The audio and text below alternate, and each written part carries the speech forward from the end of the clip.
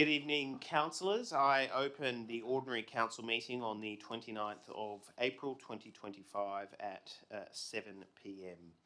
Before we commence, I'd like to acknowledge the passing of a very significant international figure, but also a figure who was dearly beloved and followed around the world as the leader of the Roman Catholic Church, Pope Francis. That has been a significant event impacting many across the world, but also many local Catholics in the Randwick local government area.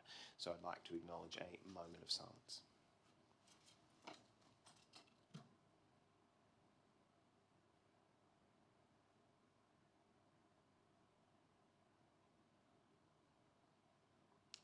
Thank you, councillors. Before we begin, I have received correspondence from a constituent in relation to the passing of Shirley Murphy on the 3rd of April 2025. Shirley was a well-known and well-respected community member who was a staunch advocate for local Aboriginal people, children and the environment. She was a member of OWN, Older Women's Network, and Associate Life member of the AECG, the Aboriginal Education Consultative Group. Shirley was awarded a number of Randwick Council awards for her work with Aboriginal children. She worked at La Perouse School for several years in the canteen and was the coordinator of the after-school and vacation care programs at the school. On behalf of Council, I would like to express and our community our sincere condolences to Shirley Murphy's family and to the community on her passing. Could we please have a minute of silence?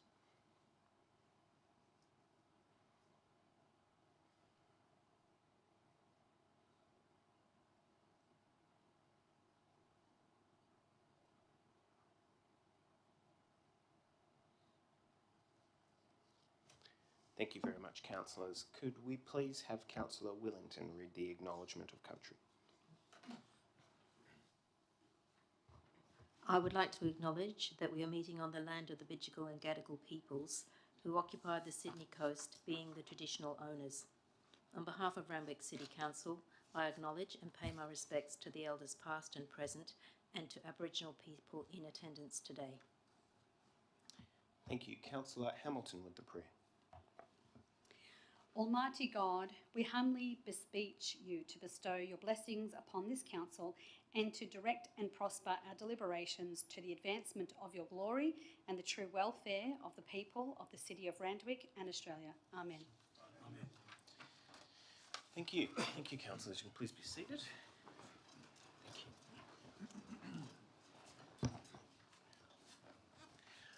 I call for apologies and leaves of absence. It appears that we have a full house, so there are no apologies or leaves of absence. Similarly, I take it that as all councillors are in attendance, there are no requests for councillors to attend the meeting via visual link. Can I now call for the confirmation of the minutes, beginning with the confirmation of the extraordinary council meeting on the 25th of March? Can I have a mover, please?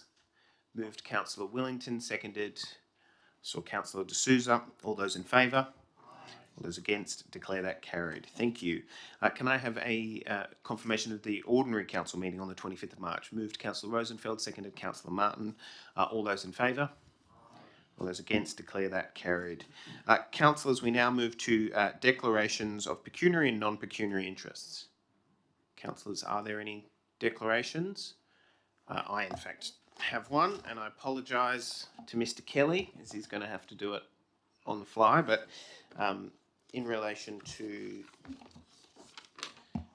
actually, I can do that sitting down. I have a declaration in relation to CS 16/25, 23 to 27 Adina Avenue, Phillip Bay site of the proposed expression of interest. It is a non-significant, non-pecuniary interest, and I will be participating. My close personal friend is a former employee of Sam Crawford Architects, and I have previously not participated in the matter. He did not work on this particular project. However, he has ceased his employment at Sam Crawford Architects. Therefore, there is no continuing interest. I further note that an election of council in an extended period of time has since elapsed, so I take it that I'm able to participate in the matter. Thank you. Councillors, at any further time, if there is a desire to make a declaration of interest, please feel free to interrupt the proceedings and I will take that declaration. Thank you. We now move to addresses of council by members of the public, and I will read the chairperson's announcement and privacy warning in respect to the Privacy and Personal Information Protection Act. Members of the public are advised that the proceedings of this meeting will be recorded for the purpose of clause 520 and 523 of Council's Code of Meeting Practice. Audio-video recordings of meetings are prohibited without express permission of council. A person may be expelled from a meeting for using or having used an audio-video recorder without the express authority of council. In relation to speakers, all members of the public who are addressing tonight's meeting will have a maximum of 4 minutes in which to put forward their case with no extensions available. Presenters will be stopped once the 4 minutes has expired. Councillors may ask questions of presenters at the end of each public submission. However, I really want to emphasise that members of the public are under no obligation to answer questions if you do not feel the need to. It is merely to supplement your answers if you wish to. You're under no obligation. Therefore, we go to our first speaker of the evening in relation to NM 39/25, Notice of Motion from Councillor Wellington, Lot 31, Randwick, corner of Prince Street and Francis Street, opposite Kynaston Avenue Reserve. Speaking for Dr. Luca Di Francesco. I hope I did all right there. Thank you. Good evening, councillors. Good evening, everyone. My name is Luca De Francesco. I've been in Randwick for the last 20 years. I have a background in community services and I wish to speak in support of the motion regarding Lot 31 on the corner of Prince and Francis Streets. Many local residents with a small child like me have been daily impacted by this matter, but not only. I'd like to briefly highlight why this motion matters for the safety, accessibility and well-being of the community I belong to. Lot 31 is currently unsafe for vulnerable pedestrians. As you can see from the images shown shortly, cars frequently block the footpath, forcing older adults, people using mobility aids, and families with prams onto an unsafe road. This isn't just inconvenient, it's dangerous. A properly managed and regulated space will protect those who rely most on safe, clear footpaths. Okay, so the photos are actually going, that's my family walking on the unsafe road. The absence of council control means reckless driving and abuses goes unchecked. I have witnessed vehicles cutting across the footpath, parked out onto the street at unsafe angles or being abandoned, as well as I've come to learn that of a local resident using the space for private car stealing, parking a few of his cars there. Without enforcement of physical barriers, this behavior will continue to put pedestrians at risk. As personally witnessed in several occasions, residents are often left trying to police the space themselves, resulting in tense or even hostile encounters with people misusing the lot. Handing this land back to council would enable proper monitoring and reduce the need for locals to engage in these uncomfortable and sometimes confrontational exchanges. These are abandoned cars. Next, please. Next please, that's just the road condition. These are cars parked on the footpath. It's day in and day out. I met one that was parked as I was coming here. This motion opens the door for the council to consider improvements like better surfacing, bollards, or even a redesign to make Lot 31 more inclusive, safer, and better integrated with the surrounding streets and reserve. This is a chance to turn a long-standing hazard, I've been reporting this issue now for over 18 months, into a well-managed space that serves everyone in the community and might bring some revenue to the council. I seriously hope you will support the motion, and I thank you for your time. Thank you. Are there any questions of the speaker? There being no questions, thank you very much for your address. We now move to NM 41/25, Notice of Motion from Councillor Martin, investigating festoon lighting along Coogee Restaurant Strip. Speaking for Mr. Dave Martin.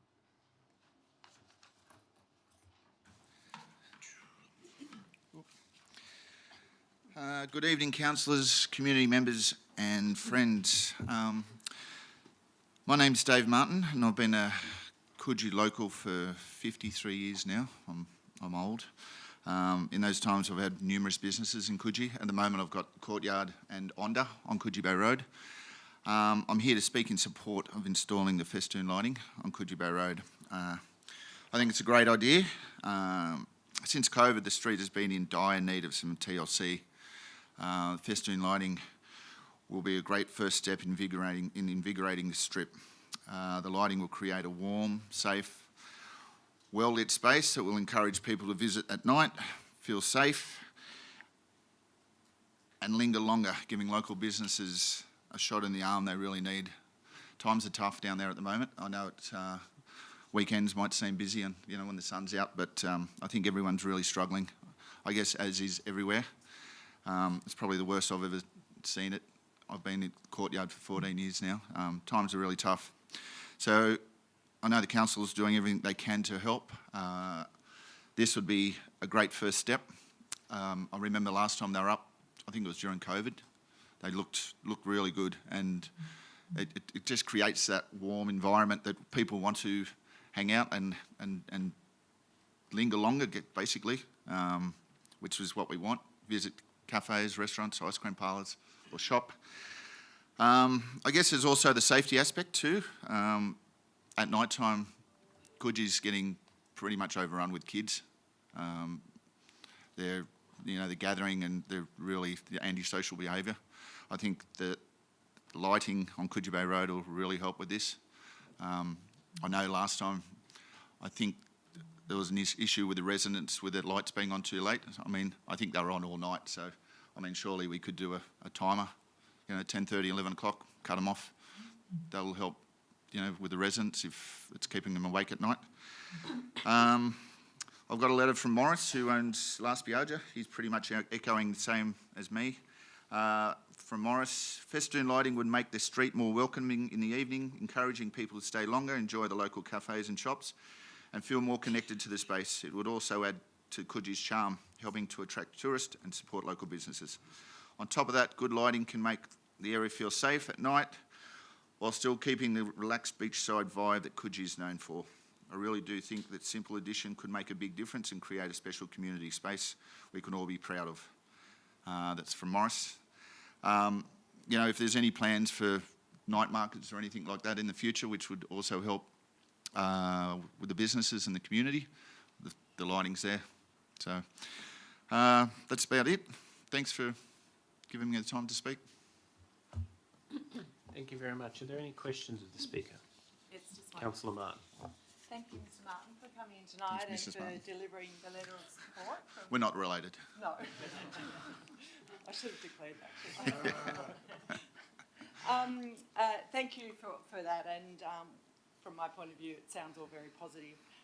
You spoke about the time previous when the lights were erected, and you've been in the business in that strip for such a long time. What was the overall general community and business response to having those? Oh, we all loved it. It was very noticeable. Like I said, it created a real nice environment. I think more so for families, they were spending more time down there. It felt safer going down there.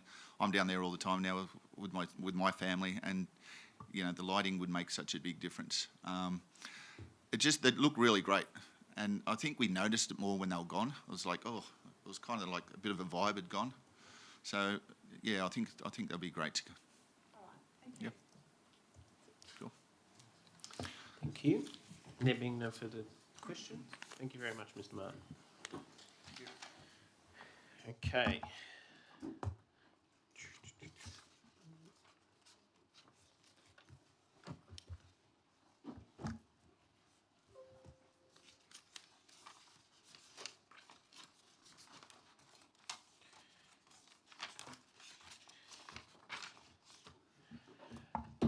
Thank you, councillors. Before we commence down the agenda, it has been expressed to me via several councillors an ambition to conclude our meeting, if possible, by 11 o'clock. That I think is a very commendable ambition, if possible. So, incumbent on all of us, I will attempt my best to move proceedings as fast as possible. But that's been communicated, and I would strongly endorse that if possible. So, here we go. In relation to mayoral minutes, MM11/25, financial assistance and donations March to April, I take that mayoral minute as read. Are there any speakers? Councillor Rosenfeld. I was just going to mention, just regarding to the Maroubra Dog Day, I attended it. It was well attended by members of the public, and well done, basically to the Rotary Club for putting on a fantastic event, yearly event. That's great for dog lovers in Maroubra in particular, but the whole LGA. I spoke to a few people that I regularly see at off-leash dog parks, and they're very appreciative of the council's support for that. Thank you very much. Are there any further speakers? There being no further speakers, I'll now put it. All those in favour? All those against? Declare that carried. Thank you. We now move to MM12/25, one-off additional pensioner concession card rates rebate. I take the mayoral minute as read. Just 1 second. Are there any further speakers? Can I make an amendment? You can. I haven't seen the amendment, but you can make it. Oh, I'm very sorry. It was. Okay. I'm sorry you haven't seen it. Thank you. Councillor Wellington, could you please move your amendment, and I'll call for a seconder. So the amendment is to remove D and replace it with D in the event, Mr. Kelly, you have it? Yeah. In the event of a favourable quarterly budget review for the period FY 25-26, Council applies the current Consumer Price Index, CPI, to the Council voluntary rebate as a one-off increase. And E, Council officers prepare a report on the feasibility of linking the Council voluntary rebate to pensioners to the CPI ongoing. Thank you. Is there a seconder? Seconded, Councillor Veach. Before I indicate whether or not I accept that amendment, can I just get clarification from the General Manager, in his view, what the effect of the amount change thereabouts, noting it's an approximation as it relates to CPI, would be for the upcoming year if there is a favourable quarterly review? And Mr. Mayor, my reading of that, the increase in the CPI would be about $5 or $6 increase. Okay. In light of that advice, noting that the mayoral minute as drafted proposes a $100 rebate, I do not accept the amendment. Councillor Wellington, do you wish to speak to your amendment? Whilst I appreciate the intent of providing extra support to people in the community, it would be a one-off amount, and I note that the voluntary component of the rate rebate, the voluntary component from council, has been in place since about 2018, and was begun at a certain amount, and several years afterwards was increased to 100.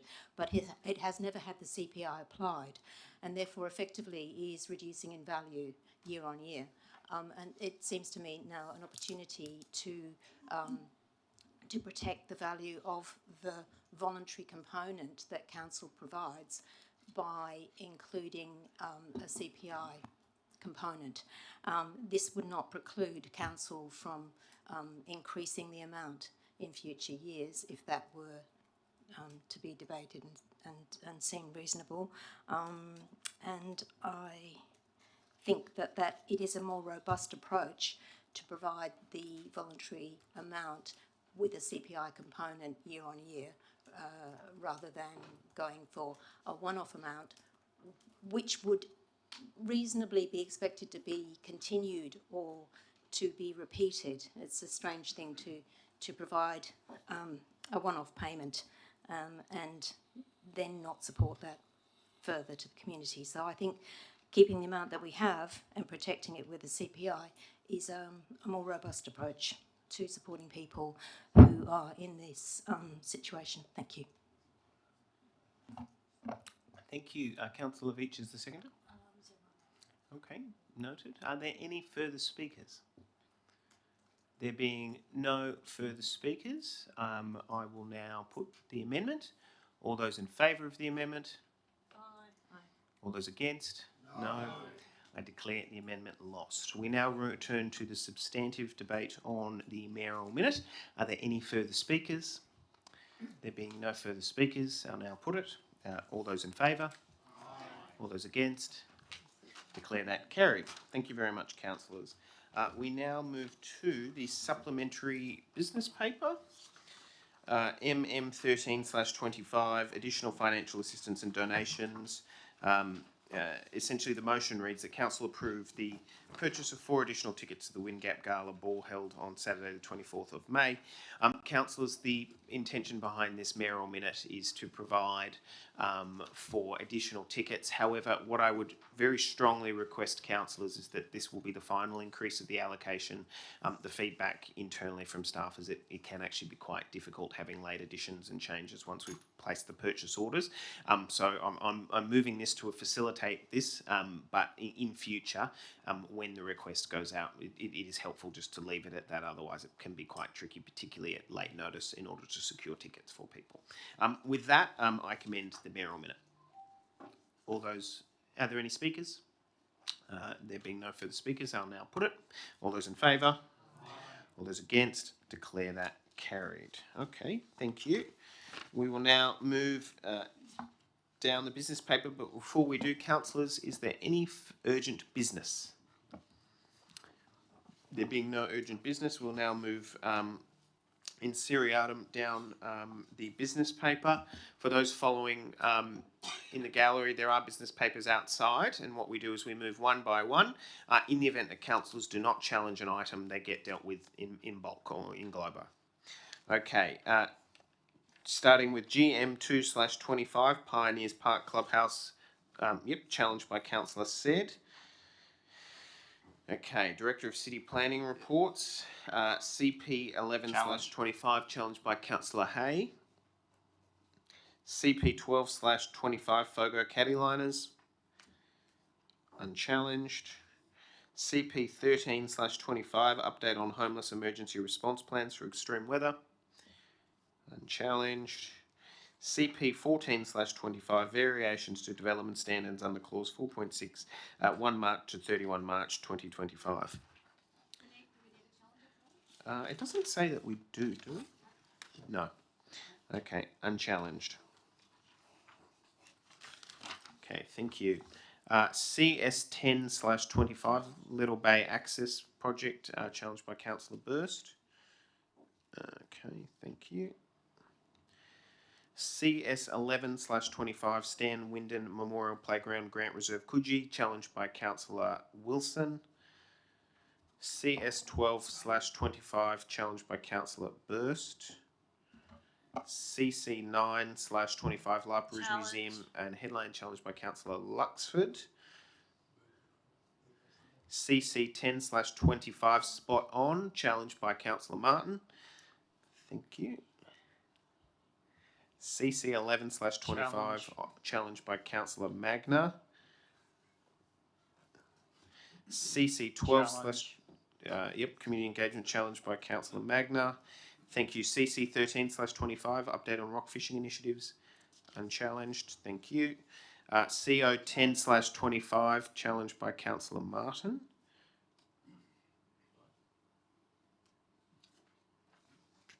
Oh, she's the only one who rang out.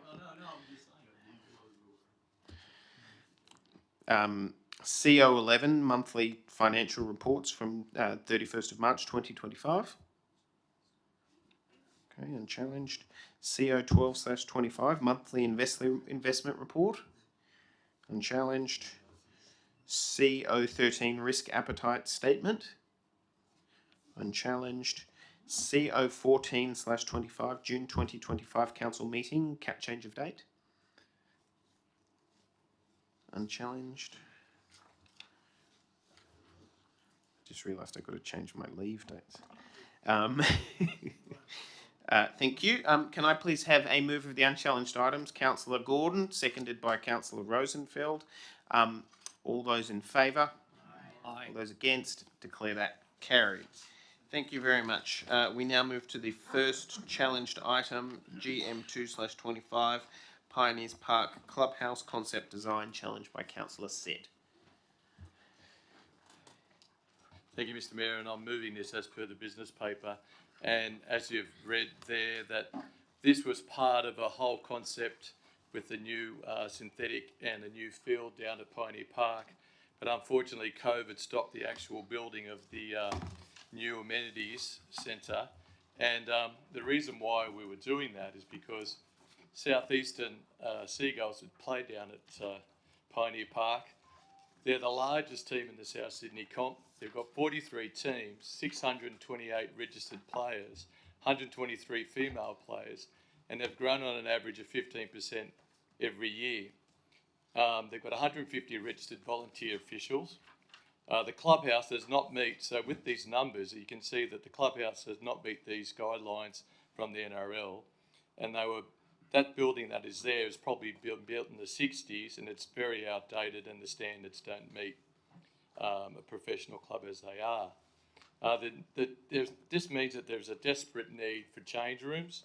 As you've heard, that there is female teams now, and you can't have girls teams playing at the same time as the boys team, as the male teams, because that means obviously someone has to get changed in the outdoors because they can't share the facilities at the same time. So this was a need to help them out with that. There's actually no storage left. The canteen is old. Really do need to help them down there. They actually need a community room, which is on the upstairs, because they're a very good community-minded and volunteer club. They actually have welfare nights where they provide education to teenagers about social media and appropriate sexual relations, alcohol and drug use, violence in particular, and the treatment of women. In our area down in the South Ward, rugby league is known to be a working class game, and a lot of these kids face lots of challenges, and they need sport to help them get through these challenges and actually make them good citizens. So in keeping with helping them out, this is a very good way of doing it.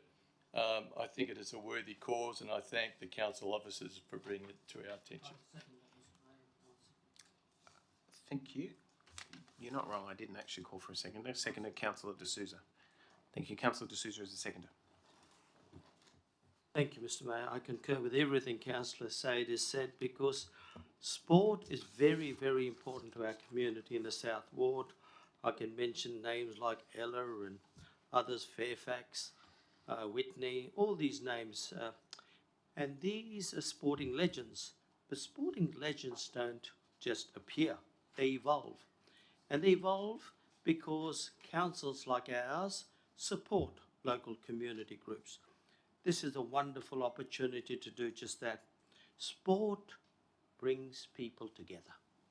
It teaches us about morality, it teaches about values, it teaches about inclusivity. I hope I'm saying that right.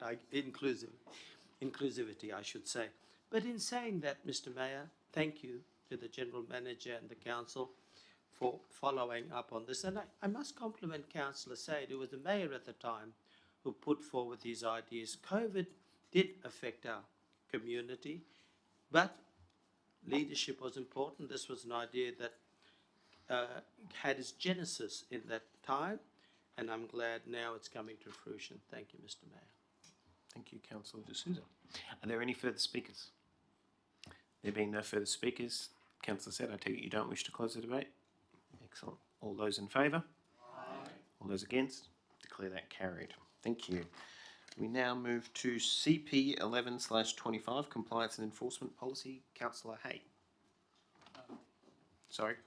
Oh, we'll bring the Director of City Services back in. Councillor Hay. I'd like to ask Mr. Kelly to bring up my amendment. So I absolutely love this compliance and enforcement policy as it is, not changing a word of that. Now, if you read through section 18 and 19, it talks about the new changes to parking and unattended items. Now, specifically, it comes very close to a policy that I've wanted for a very long time, It doesn't quite get there. Have you ever had someone park in front of your driveway and you're unable to get out? It is the most annoying thing in the world, and it almost says that council should have the authority to do that. And I did check the state laws, and in general, only the police are allowed to tow vehicles. However, there is an exception within the law for City of Sydney to tow vehicles within King's Cross. Now, there should hopefully be, I would love for this compliance enforcement policy to include a policy that allows us to tow vehicles that are parked in front of someone's driveway. That wouldn't be currently legal, but we should write to the Minister for Roads and any other relevant ministers asking for City of Randwick to have the sorts of powers that are enabled within City of Sydney. So all we want is to have the right to tow a vehicle that parks across your driveway where it obstructs you exiting or entering your own private property. And private residents should be able to call council to authorise a tow truck or similar. Anyway, I hope you all support this amendment. Thank you, Councillor Rosenfeld. Councillor Rosenfeld is the seconder. Yeah, fully support Councillor Hay. During the summer months, particularly around Maroubra Beach, I get a lot of complaints about people who can't find parking in people's driveways, and it's a real issue. And I had measures to try and avoid that, but they weren't successful, as we all know. But while it's happening, it's a great addition to the compliance policy. So happy to second it and ask for your support. Thank you. Are there any further speakers? There being no further speakers, I take it you don't wish to close the debate? Excellent. I'll now put it. All those in favour? All those against? Declare that carried. Okay. Thank you. We now move to CS 10/25 Little Bay Emergency Access Project updates. Councillor Burst. I'd just like to move it as per the papers. I'm very proud of this motion to now have more safe access in South Ward. Little Bay Beach has been problematic with issues we've had down there over several years, and to know that we can get an ambulance down there very quickly to help our local community and to save people's lives, or help save their lives, is a great thing, and to fast track this access project is a great thing as well. Thank you. Thank you. Councillor Sett is the seconder.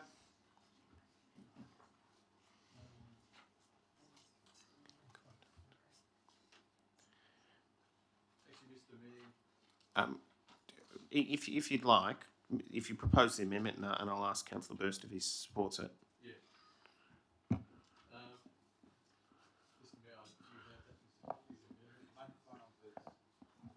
You should have it. Mr. Kelly, they're mine.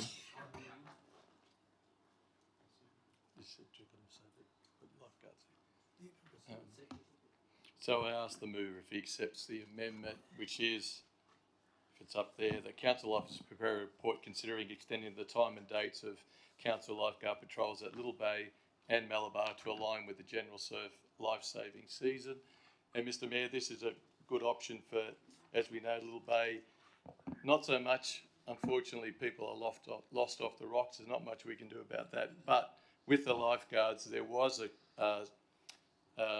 someone from the public actually saved two people with the tube that's there on the rocks, and actually put his own life at risk and saved two people. So if the lifeguards are there for when we do have the hotter weather during all the way through the school holidays, etc., so it would make it a lot safer. This will actually make it the ultimate safer, and then when we finally get to the amenities as well, it will be a very, very, very nice place to go. Thank you. Do you accept the amendment, Councillor Burst? Yes, certainly do. Anything that will ensure more safety to Little Bay. Anything that will ensure a safer beach and a safer area for our local community, I'll be supporting. Okay, thank you. Noting that Councillor Sett is the seconder, Councillor D'Souza, did you wish to speak? No? Are there any further speakers? There being no further speakers, I will now take it you don't wish to close. I'll now put it. All those in favour? Aye. All those against? Declare that carried. Thank you. We now move to CS 11/25, Stan Wyndon Memorial Playground, Grant Reserve. Could you, Councillor Wilson? I'd like to move this motion in an amended fashion. I thank the council officers for preparing the report, but I'd like to add E and F.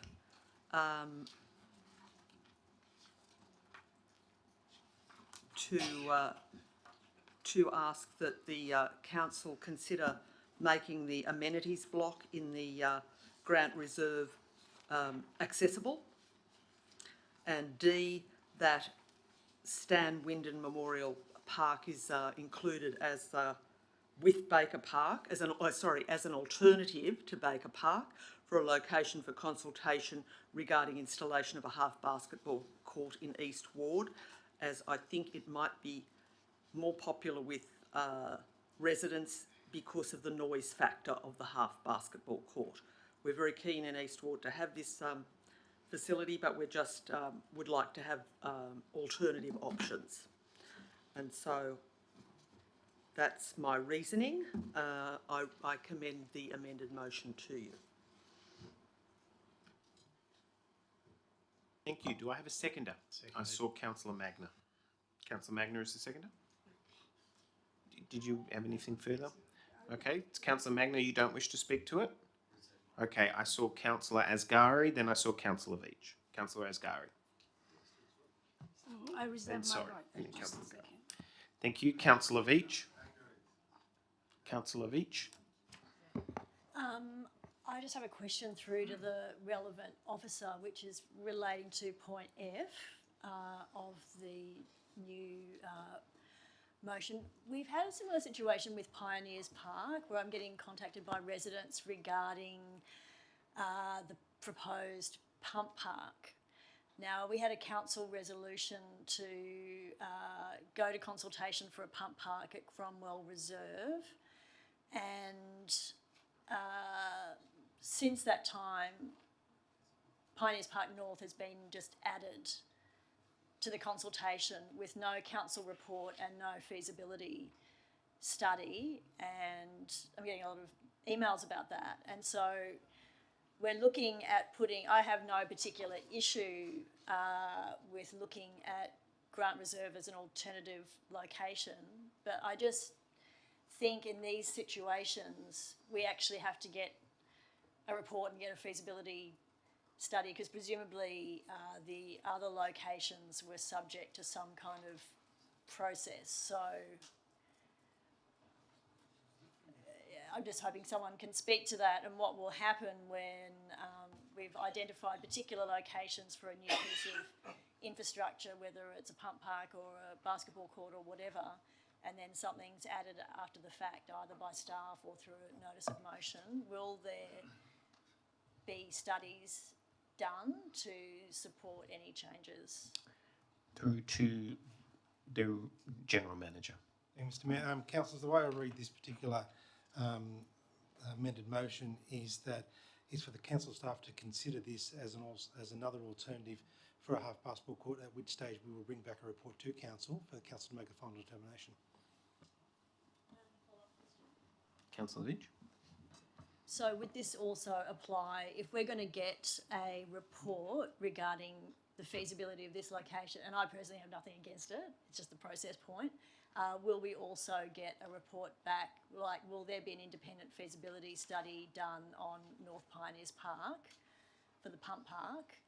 Because we had an independent feasibility study for 3 other locations and identified Cromwell Park, and now we've just got another one with no study to support it, and other residents haven't had the opportunity to attend precinct meetings and address that. So will we also get one for that, please? Thank you, Mr Mayor. Council will bring a report regarding the proposed location of the pump park for councillors to consider. Thank you. Councillor Veach. Will there be a feasibility study for these types of new locations for infrastructure? Just yes or no? Through to the General Manager. Thanks, Mayor. Council officer will consider all possibilities for particular locations, and then with that, bring the report back to council for you to make a determination on it. The question was about a feasibility study. Will there be feasibility studies? Just yes or no? Can I? Please. Can I? Through to the General Okay, Manager. look, I will refer it, but I would say we're really stretching the bounds of kind of relevance in terms of this is, as we're talking, I understand that you're talking about analogous It's for both. situations, so therefore I will allow it, but I'm just saying we're getting very kind of far from the leeway of what is in front of us. Question, yes Through or to no? the General Manager. Thanks, Mr. Mayor. Council officers, when they do their determination for the report, they'll determine whether it's feasible or not to be at Pioneers Park, whether that requires an external consultant to do that or council officers to do that, as a matter for the council officers, which they'll bring back a report to council for you to consider. Thank you. All right. I now have Councillor Gordon, I believe. No? Okay. Are there any further speakers on the amended motion? So, Councillor Burst. Just through the relevant officer, what sort of increased parking would occur if if this thing was built? Because we obviously know that parking is a premium in Randwick City Council. There's always a shortage of parking, so we wouldn't want that to impact our community. Through to the Director of City Services.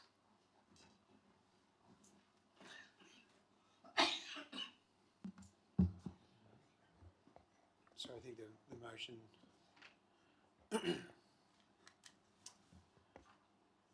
Should there be, sorry, through yourself, Mr. Mayor, should there be any additional parking requirements as a result of the proposed half basketball court, we'll put that in the report for council to consider those impacts. There being no further speakers, Councillor Wilson, do you wish to close the debate? Okay, we'll now put it. All those in favour? All those against? Declare that carried. Okay, we now move to CS 12/25, outdoor gyms, existing and proposed facilities. Challenged by Councillor Burst. I take it that Councillor Rosenfeld seconds it. Could you please outline what it is you're moving? I'd like to move it in a slightly amended fashion, actually. Firstly, before I go to that, I'm very proud of the outdoor gyms. We now have an outdoor gym in Purcell Park in Australia Avenue in South Ward. We now got another gym in Woomera Reserve that's underway in South Ward. So I'm very proud of my notices of motion that have allowed these to happen. I've also do have notices of motion for Little Bay and also for Ella Reserve, as the local community are asking for outdoor gyms. They're desperately wanting those. But the slight amendment I'm looking at is on page 50. Where we've got at the ordinary council meeting held on the 27th of October, and then we've referred to the next one on the 26th of March 24, and then the 25th of March. I think protocol would be that the motion that was put up at the oldest date would be at the top of the list, and then the next motion, they would go down in order of relevance to the calendar date. So I'd just ask if that could possibly be changed. So the second section there, the ordinary meeting, the 26th of March, 24, I would have thought that would have led the three resolutions that are there. As attention to detail is always important, and it's the attention to detail that makes the difference. Okay, thank you. Can I just confirm that concludes the proposed amendment? Also one other question, that my community was very strongly in South Ward wanted these outdoor gyms, and the Coast, looking at this recommendation, it's got the Coast Hospital Park, Little Bay, in 28-29, so effectively 5 years from when the notice of motion was put up, and Ella Reserve effectively 6 years from when the notice of motion was put up. So I'm just wondering how we can satisfy all of our wards, but not, there's an expectation now in South Ward at Little Bay and at Malabar at Ella Reserve and to wait 5 and 6 years for these projects. They're not massive projects, they're not $1 million projects. Most of these outdoor gyms are 150K, I think, at the most, to maybe less. So in the big scheme of things, they're a value for money amenity for the community. Okay, so I take it that you are moving simply to reorder the resolutions and the remainder was a comment. Correct. Okay, Yes. thank you. All right, so the seconder, Councillor Rosenfeld? Yeah, I just wanted to mention as seconder that very happy to see Coral Sea Park as the first project. I recently went to Maroubra Precinct meeting where it was discussed in very graphically how serious the situation is in South Maroubra as far as antisocial behaviour is down there. I was actually taken aback a bit. You might remember I even mentioned the briefing as well. A couple of council staff were there as well. I think an outdoor gym at Coral Sea Park I hopefully will assist in providing something for the community, and you know there has to be a lot of things to be done to address this antisocial behaviour. But I do think providing an outdoor gym in Coral Sea Park in an area where there are some serious issues will definitely assist there. So happy to see in the upcoming 25-26 budget that Coral Sea Park is leading this, so, as well as all the other gyms planned. So I'm happy to second it. Thank you. Just before I call for any further speakers, Mr. Kelly, just my understanding of the proposed motion as moved Burst Rosenfeld includes a point just to reorder the resolutions as displayed in the paper.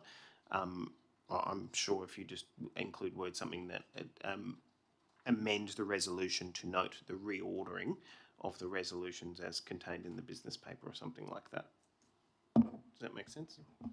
Thank you. By date. Thank you. One quick follow-up question. Yes, Councillor Burst.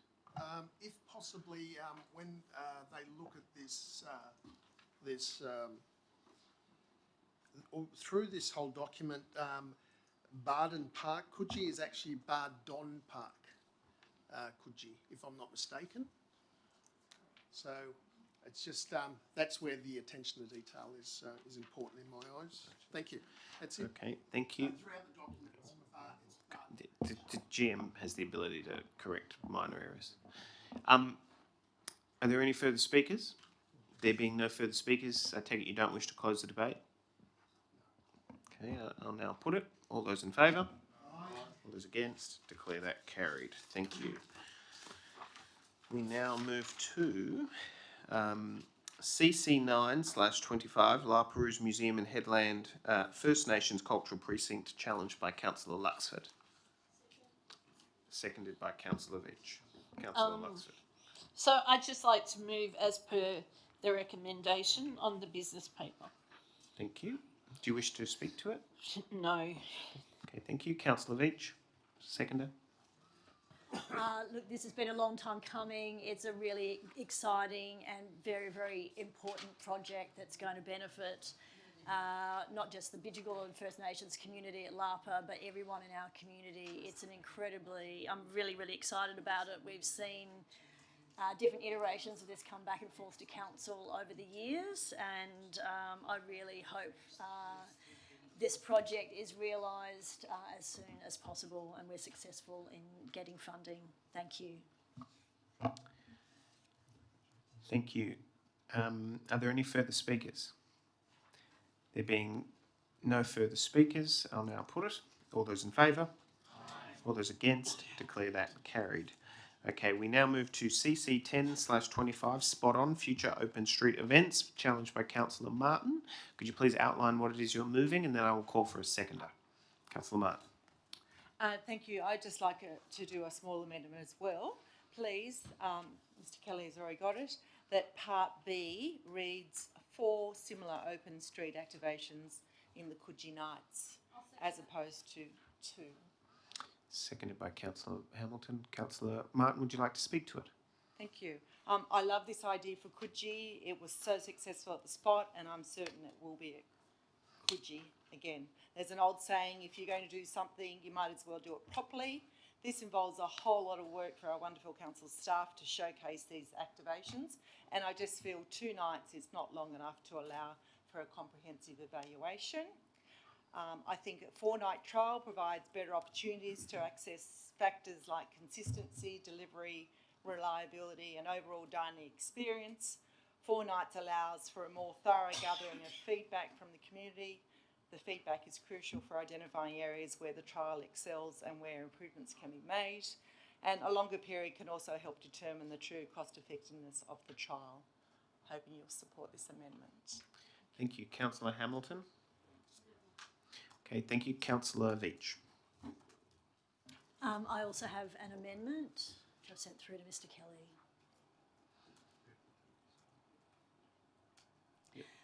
Which is to add a new point D, so leave all of the other ones, probably also including Councillor Martin's changes, which reads investigation into possible arts and culture street events in West, South and Central wards in 26, 27 and 27, 28. And that's simply to ensure that communities all across our LGA also get a chance to have trials in their local suburbs. Yeah, which I will. Councillor Martin, do you accept that? Okay, excellent. It gets incorporated in a new point D. We now return to the debate on the motion, which has now been slightly amended. Councillor said.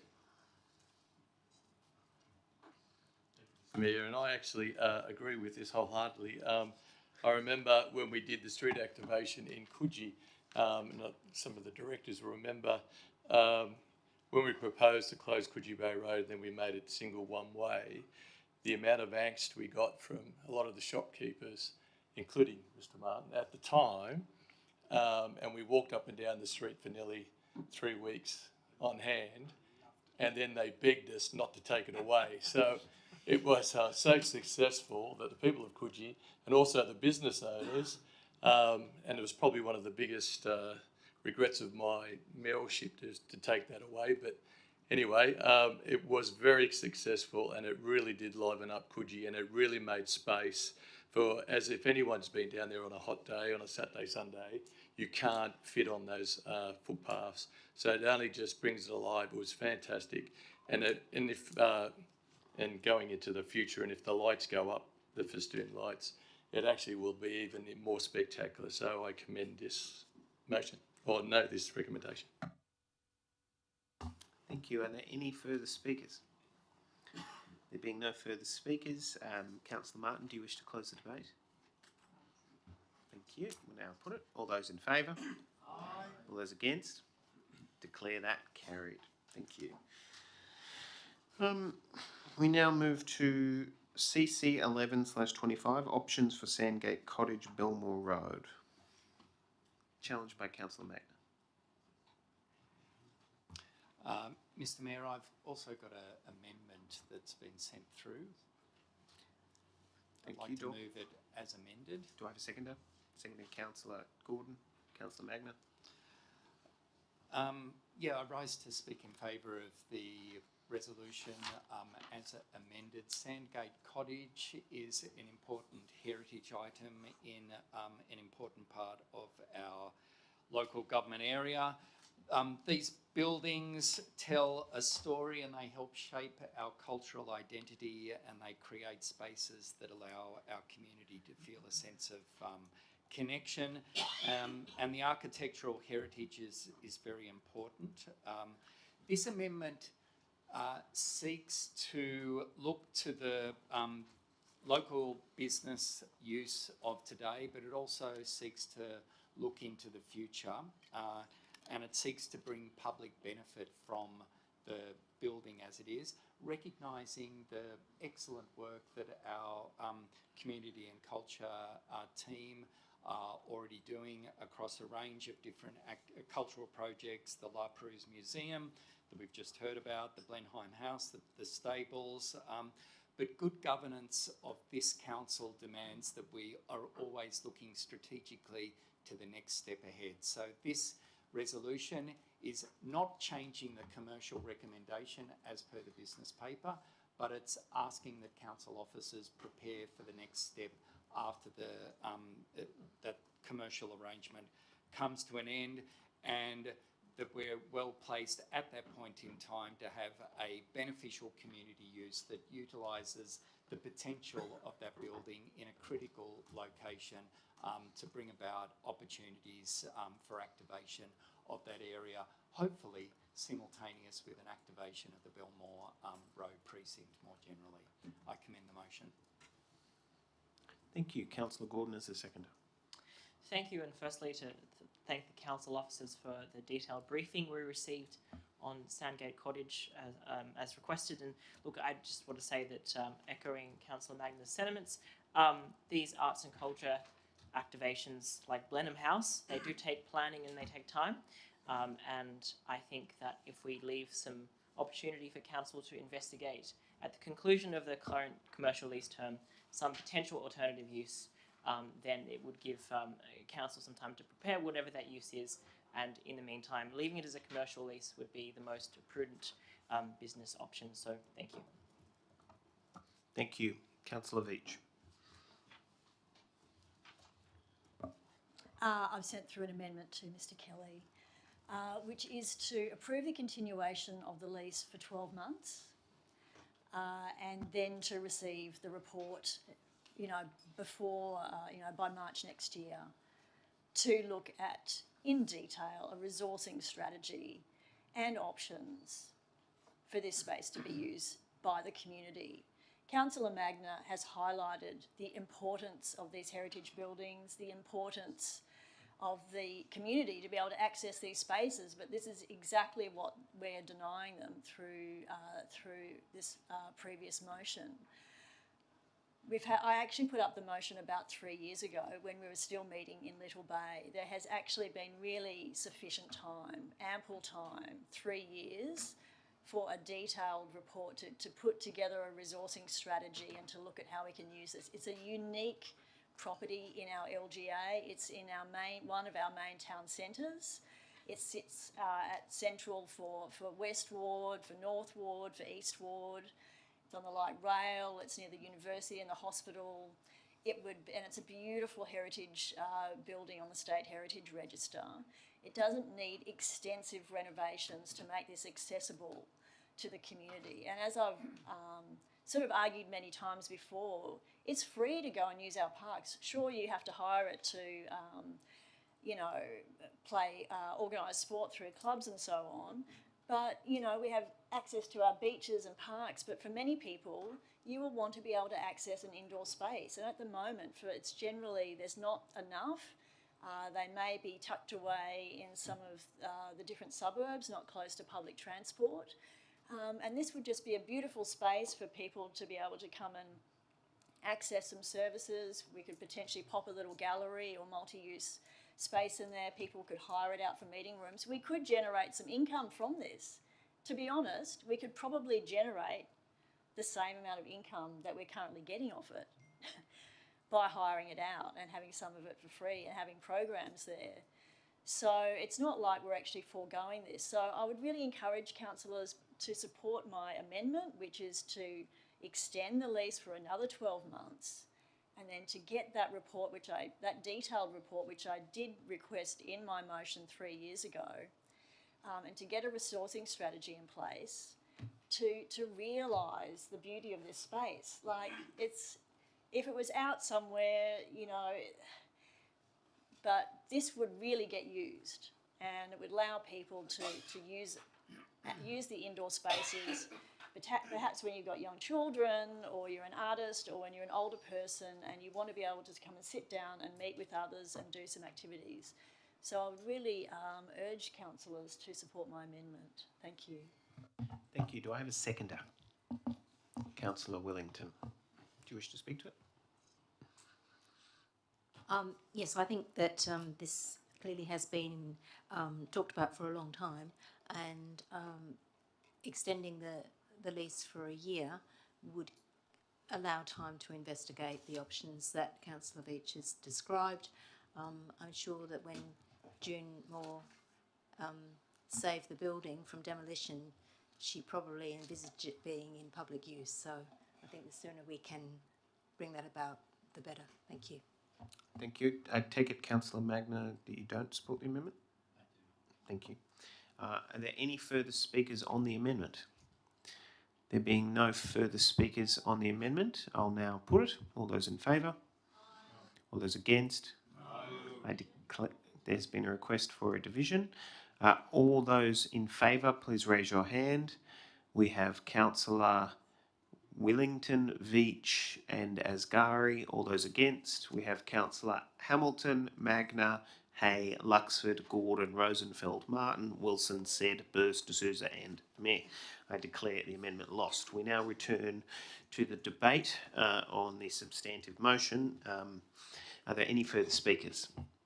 There being no further speakers, do you wish to close the debate? Only very briefly, Mr Mayor. I acknowledge the ambition of Councillor Veach and Councillor Willington and their desire to realise the full potential of the Sandgate Cottage, but the recommendation and the resolution that we've mended seeks to strike a balance between the ambition for cultural activation and responsible financial stewardship and the administrative capacity of our council officers who are already undertaking an incredibly ambitious portfolio of activations and cultural activities at the moment. So we will get there. This amendment will put us in the best possible position to be prepared for that reality when the commercial lease comes to an end, and I urge my fellow council colleagues to support the resolution per the business papers as amended. Thank you. Thank you very much. I'll now put it. All those in favour? All those against? Declare that carried. Councillor Veach would like her name recorded as voting against in the minutes. Okay, thank you. We now move to CC 12/25 Community Engagement Strategy, challenged by Councillor Magna. Thank you, Mr Mayor. There is an amendment that I've sent through to Mr Kelly that seeks to request a report from the council examining the merits of adopting a more comprehensive community consultation approach to tree removal and the management, including the notification, public feedback, emergency removals and treatment for significant trees. Mr Mayor, as we all appreciate very keenly from the most recent council meeting, that our trees are much cherished and valued community assets. They provide not only essential shade and habitat for wildlife, they're the green backbone for our community. They make our suburb more habitable for humans and for the more than human world. And for decades, we've cherished these natural assets, cooling our suburbs, cleaning our air and giving character to our streets. And now we know the contribution that they make to climate change, to the urban heat island effect, and we've seen very clearly the depth of feeling in our community when they have spoken about the removal of the trees in a way that they believe they have not been adequately consulted. And while the draft community engagement strategy is a step in the right direction and it attempts to address the concern that our community has provided us with feedback on, this amendment seeks to explore whether or not our council officers can go even further and ensure that our community genuinely feel that they've got a voice and that they're given the opportunity not just to be notified, but to be genuinely consulted in relation to the emergency removal of significant trees. There's also a separate discussion that I think this council needs to have urgently about the significant tree register and the process for updating the significant tree register. It's not clear at the moment. That's a discussion for a later time. This resolution gives the council officers the opportunity to take a powerful step forward in providing a comprehensive report for this council about a more robust consultation framework that allows our community to have confidence that this council continues to provide environmental leadership, that we're genuine community partners, and that we're transparent in our governance approach. Thank you. Thank you very much, Councillor Magna. I'll get Councillor Willington. Before I go to that, I just want to clarify, Councillor Magna, I believe the intention is to add those words in addition to the words that Council adopts the revised community engagement strategy. That's correct? Yeah, that's correct, yes. Mr. Mayor. No. So it goes, the Council adopts the revised community engagement strategy, A, and then point B is that Council officers prepare a report. Thanks for clarifying that. Yes. Thank you very much. Councillor Willington as the seconder. I reserve my right. No? Okay. Councillor Veach? I also have an amendment. Okay. Councillor Veach, could you please bring up your amendment? And this is just to add a couple of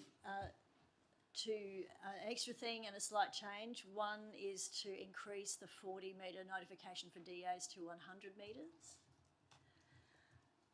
Often, particularly for larger developments, we could even say that for larger developments, 40 metres is just not enough. Often it's just that 40 metres ends up just being the immediate neighbours, and you often have people in who would be affected, in that street or behind that may not fall in that 40-metre catchment.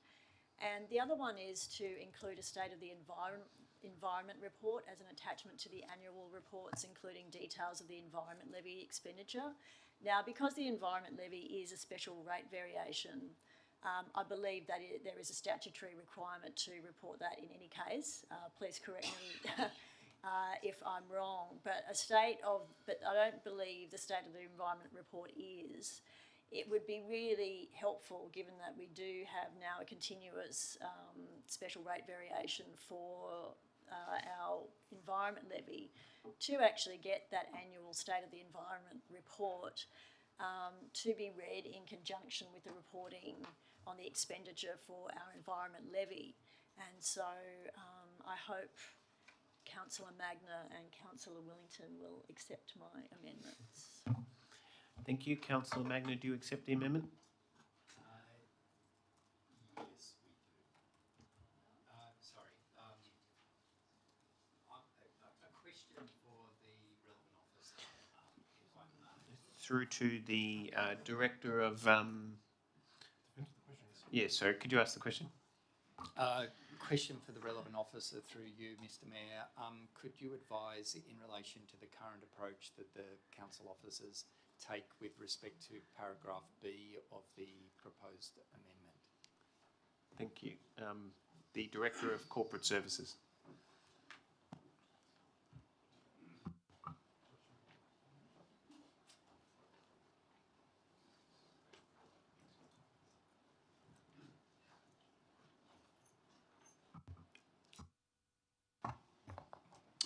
Thank you, Mr. Mayor.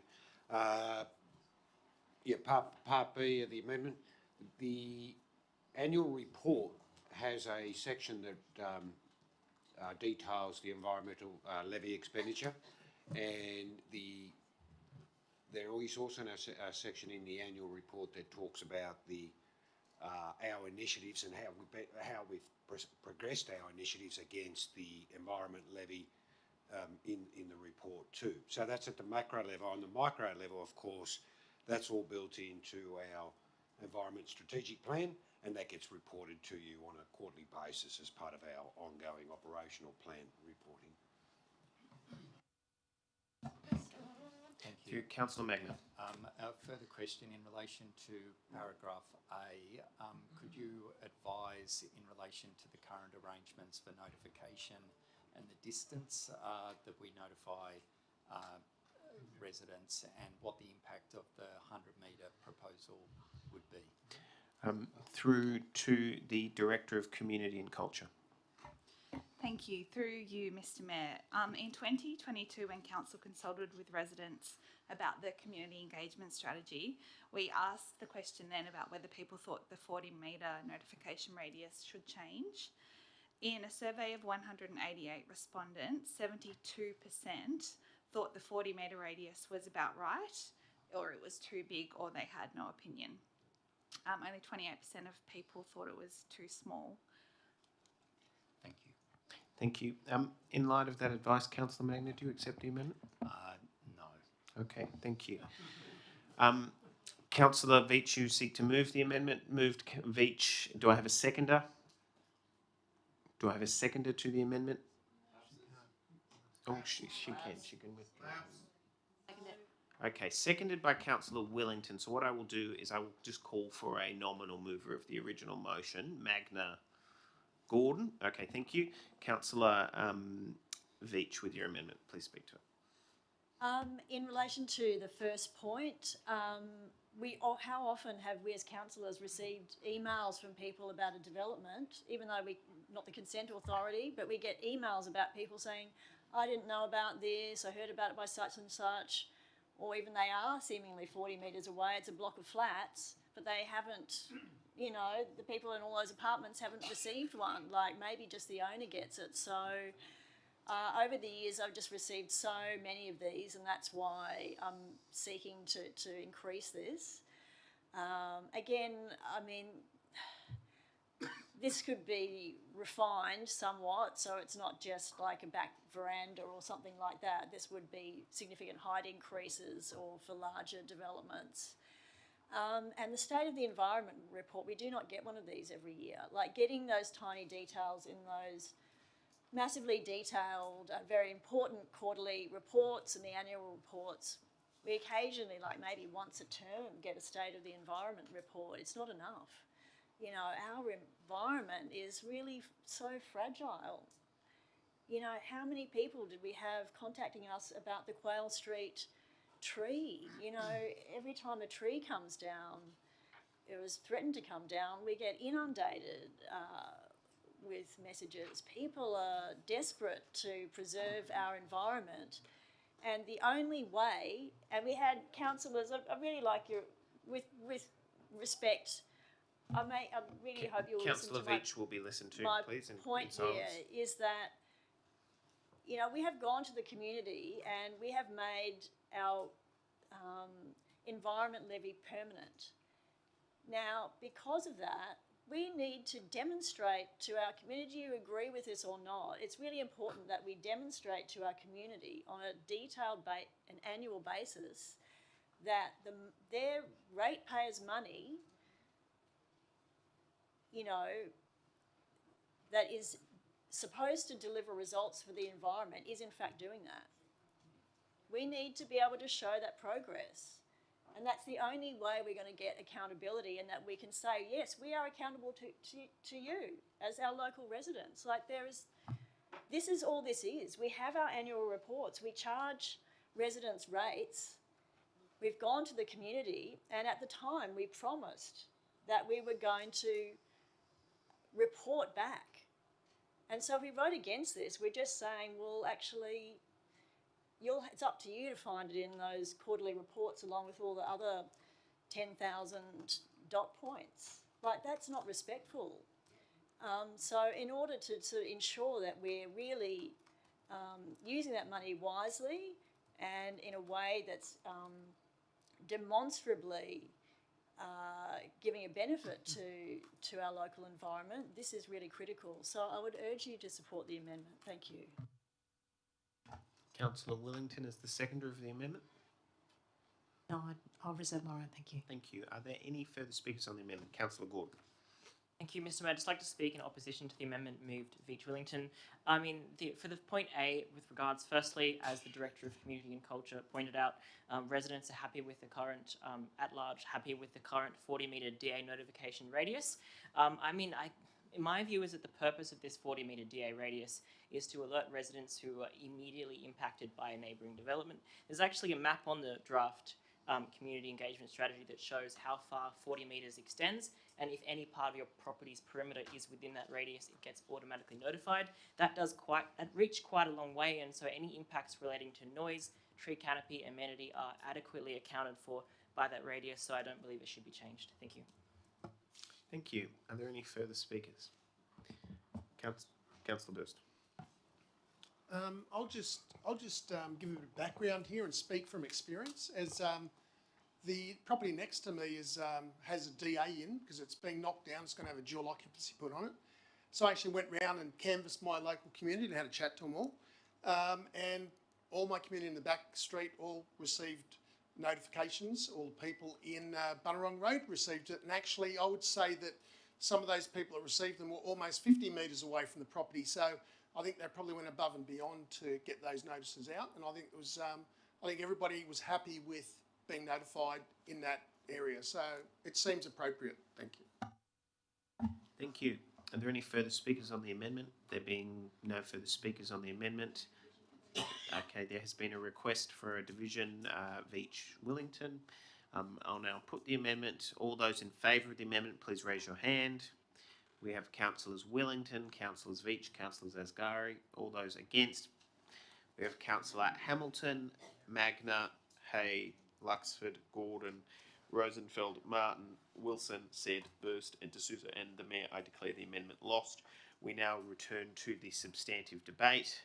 Are there any further speakers? There being no further speakers. Councillor Said, to clarify. I think you mentioned it, but I just want to make sure because I keep looking up there. So it just goes A, B, and everything else that's on the page. Yes. Yes. Okay. Okay. Councillor Martin, Magna, do you wish to close the debate? Very briefly, our council has made an important, meaningful step forward in relation to public notifications relating to trees. This is a milestone for this council. The amendment seeks to explore opportunities that I believe will address some of the concerns that have been articulated by Councillor Veach and Councillor Willington, but part of good governance requires that we take the advice from our council officers about the responsible balance between good community engagement and good governance, and I think we've got the balance right for this point in time. That doesn't mean that in the future we might get this report back from council and there might be recommendations that provide other opportunities. But for now, let's celebrate this moment. It's a significant, meaningful progress. We've now got an exclusive section that talks about consultation in relation to trees, and I commend the council officers for the work that they've done to bring us to this point, and I commend the approach and the resolution to my fellow councillors. It's worthy of our support. Thank you, Mr. Mayor. Thank you. I'll now put it. All those in favour? Aye. All those against? Declare that carried. Thank you. We now move to CO10/25, draft 2025 to 2035 Community Strategic Plan, 25 to 29 Delivery Program, 25 to 26 Operational Plan and Budget, Fees and Charges and Resourcing Strategy, challenged by Councillor Martin. Councillor Martin, could you please outline what it is you're moving? I'll then call for a seconder. Thank you. Mr. Kelly has a copy. I'd like to move that the 2025-2026 capital works projects includes the insignificant project of the Coogee Stormwater Diversion Program.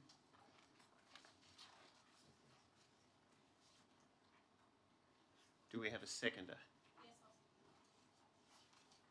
so it's hit everything and then add that. Do we have a value to that? By Councillor Hamilton, is that correct?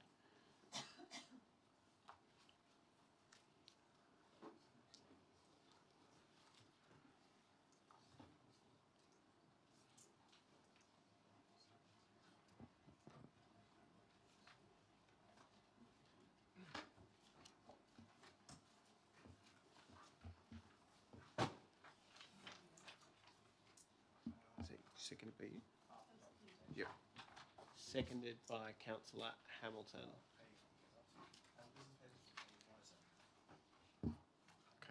Councillor Martin, please talk to your A question, motion. if I may, through the Mayor to the relevant officer, please. Through to the Director of... Sorry, my apologies.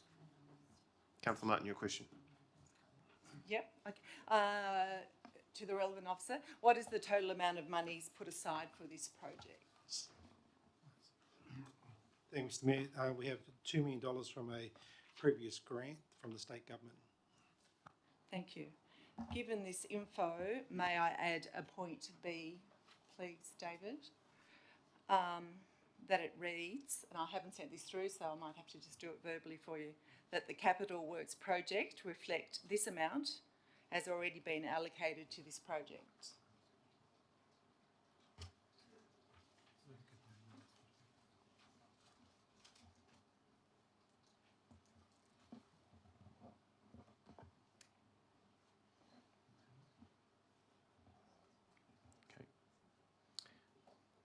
Councillor Martin, please continue. Another question, if I may. How much of this $2 million, through to the relevance officer, has already been spent?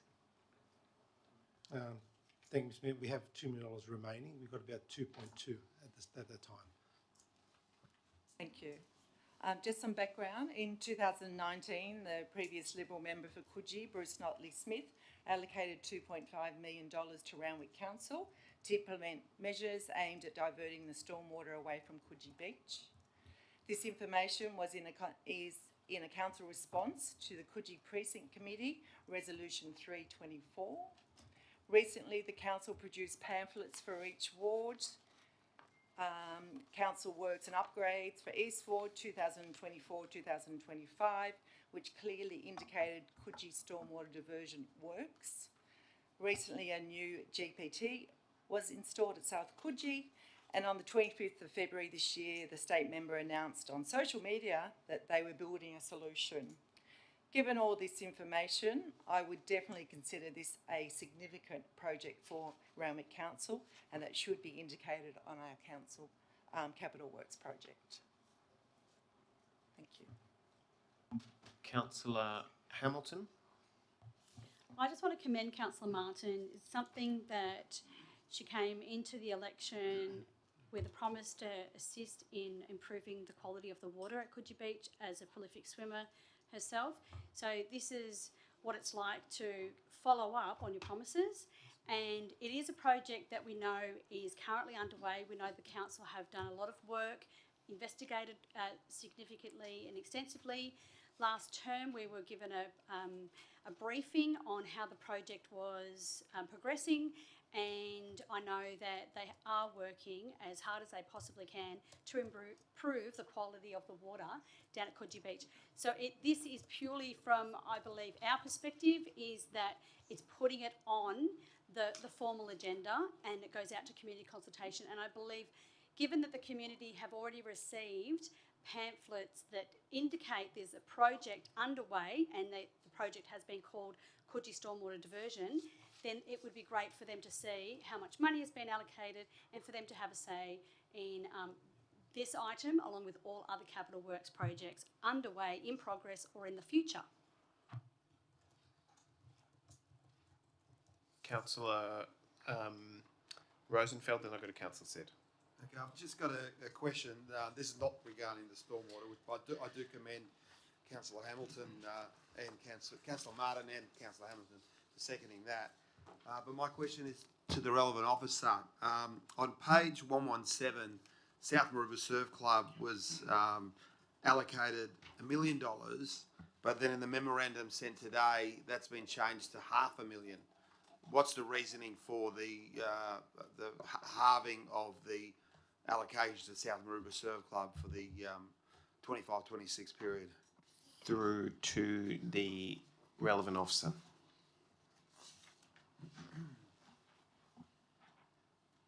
Sorry, through yourself, Mr Mayor, could I just, sorry, turn that off. Could I confirm what page you just mentioned? So page 117 of the delivery program, operational plan and budget. So it's basically South Maroubra Surf Life Saving Club $1 million. And then we go to The memorandum that was sent out today, South River Surf Club, $500,000. So it's basically been, effectively been cut in half. So that's, I just want to know the reason for that. Through to the Director of City Services.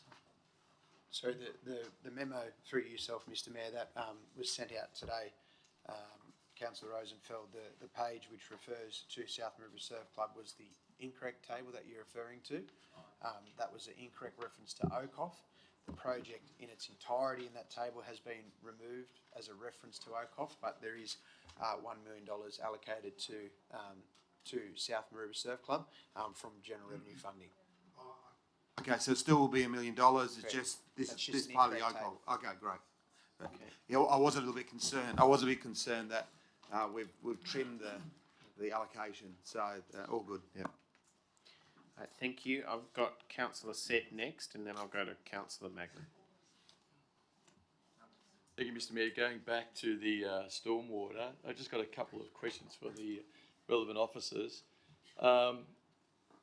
Actually, with the stormwater, is it actually been proposed where it actually will end up? Has it actually been designed yet, where it has a outcome of where it actually finishes and ends? Thank you, Mr Mayor. The current proposal that's sitting with the government and Sydney Water is for it to be pumped into the current pipe that goes out to the headlands out of Coogee. And if that was to go into this year's budget, do we still have to wait? Does it actually have a chance of getting into the budget? And then, and with that question is, how much do you think it would be to fully fund it? Thank you, Mr Mayor. The estimates are $7 million for these works. So going by that, do we have $7 million in the budget to do it this year? I know we can do it eventually, but would the state government cover the whole $7 million?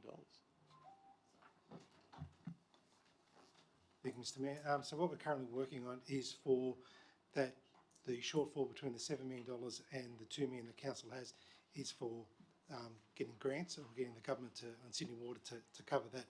However, with the current proposed resolution, council would need to find another $5 million to fund this particular project if you were to do it this year without having the grant funding or the funding from Sydney Water. My last question, Mr Mayor, because this is all on the spot. So we'd be doing our due diligence and fiscally responsible if we just wait till we find out we get the grants first, then we can actually go ahead and build it rather than including it inside this budget, which commits us to doing it this year. Through to the... Yep. Can you repeat it? So, Mr General Manager, could you just please clarify that advice for us again? Thank you. Thank you, Mr Mayor. So currently the estimate for the project is around $7 million.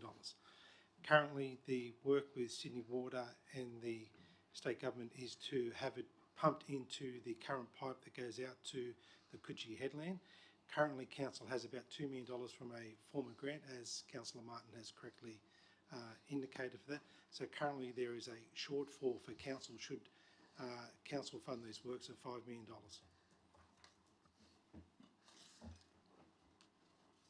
Can I just clarify that in the event that this is carried in this particular form, it would necessitate a potential reordering of the capital budget to fund any shortfall? Thank you, Mr Mayor.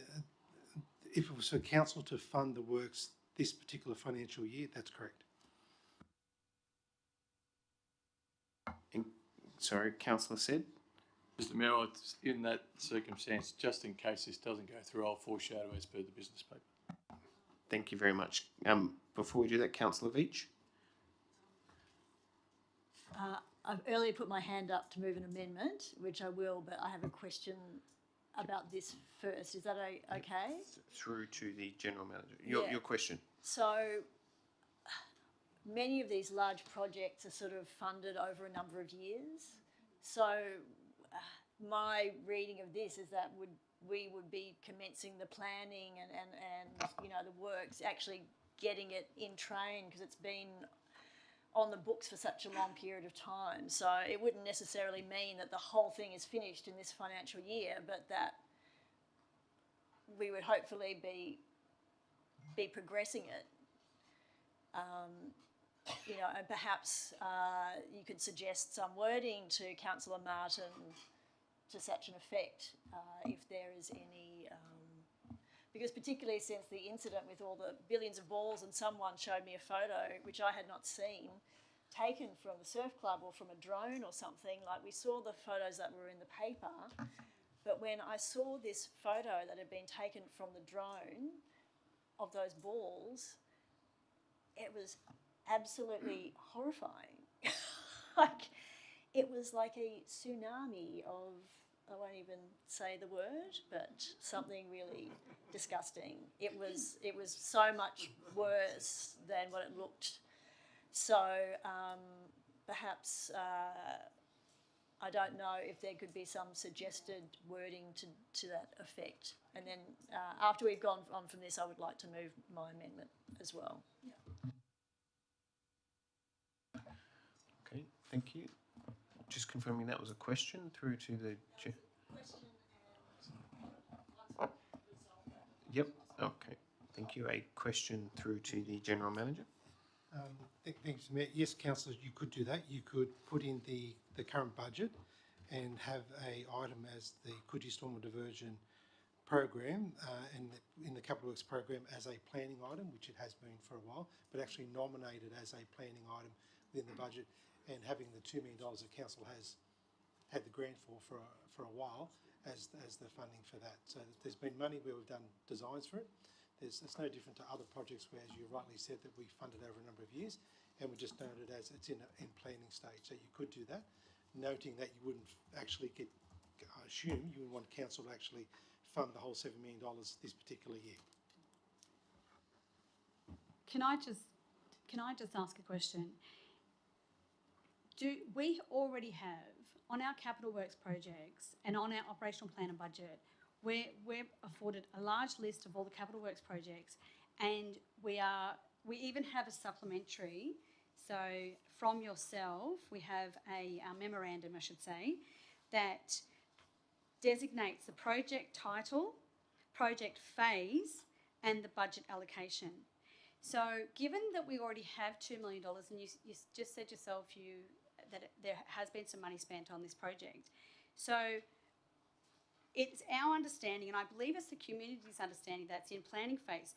So what Councillor Martin is asking for it to be added to the table. It makes sense that the project itself, and Coogee Stormwater Diversion has been the title of the project all the way along as far as I recall, and the project itself, the project phase, if it's still in planning phase, that's fine, and the budget allocation, we already collect money for projects forthcoming, so there should be an allocation of the $2 million. So there should be an indication that we already have $2 million for the project. And I believe that would set community's mind at ease. It would also speak to the amendment that's being put forward, and then that to go out to community consultation. So the community can see that, and they would feel much more at ease that the money that was given to us is still sitting there against that project. And that's what this is asking for. It's not asking for the project to happen right away, but we already have, as I said, lists and lists and lists of projects, phases, and money already allocated. Thank you. Through to the General Manager. Mr. Mayor, councillors, that's totally appropriate. My response was to Councillor Said's comment about if we were to fund it this year, what would be the shortfall? So that was my response to that. Okay, look, councillors, are there any further speakers? Councillor Hay? Not on this topic. Are we moving on from this topic? Because I'd like to raise an amendment after Councillor Veach's amendment. Okay, there being no... I think that's... Okay, Councillor Veach, you foreshadowed that you wanted to move amendments, so your amendment, and then I'll go to Councillor. I've sent them through to Mr. Kelly, and I'm hoping we can just probably vote on these one by one. Is that possible? We can do it fairly quickly. I'm happy. No, you can't, because you've moved it in an amended fashion. No. So, you're This you're is good. just adding, well, these are just some slight changes, but not changing Councillor Yeah, Martin's ones. Councillor Veach, please, councillors, hold on. Thank you, councillors, hold on. Councillor Veach, you are able to move your amendment, and just confirming you're moving each one by one. Correct. Okay, so we're Thank you. starting with removing funding for the Roosters and Rabbitohs Yeah. partnership. And look, councillors, I know this is unlikely to. Oh, you stand up and say, excuse me, Mr. Mayor, and sorry. Excuse me, Mr. Mayor. Just looking at the first 119, I need to make a declaration. Bring it down. 119. Sorry. Yep. Yeah. Because I'm a Sydney Roosters member, have been a long-term member. It says none pecuniary and none significant, but I'd like that stated on the business paper that I'm a Sydney Roosters member. Okay, thank you. Are there any further declarations? No? Okay. The first place. It's all right. Councillor Veach, please proceed. Councillors, the reason these are corporate entities. We had a significant amount of expenditure, particularly for Souths, which I know everyone loves, and my family supports Souths. But we did recently spend $10 million for the Centre of Excellence and the special field, and they also have a 21-year rent-free there, plus a significant amount of solar panels, which are delivering them free energy. So I just think this money should really be put towards community use, because council has been extremely generous particularly to one of these clubs. So that was my first one. If we want to. Thank you. Is there a seconder to the amendment? Yep. Seconded, Councillor Wellington. Councillor Wellington, do you wish to talk to it? No. Okay. No. Councillor Veach, I take it do you still wish to speak to it? Or no, I finished that one. Yeah. Thank you. Are there any further speakers on the first amendment, which removes funding from the Rabbitohs and Roosters partnership? There being no further speakers, I'll now put it. All those in favour? Aye. All those against? I declare that lost. Thank you. We now move to Xmas decorations. Moved. Yeah, thank you. Veach, seconded. I'll second it. Wellington. So this is not the Christmas carols. This is the decorations. We've got like over $500,000 spent on Christmas decorations. A lot of us would have seen the rubbish bins that were gift wrapped in plastic all across the LGA.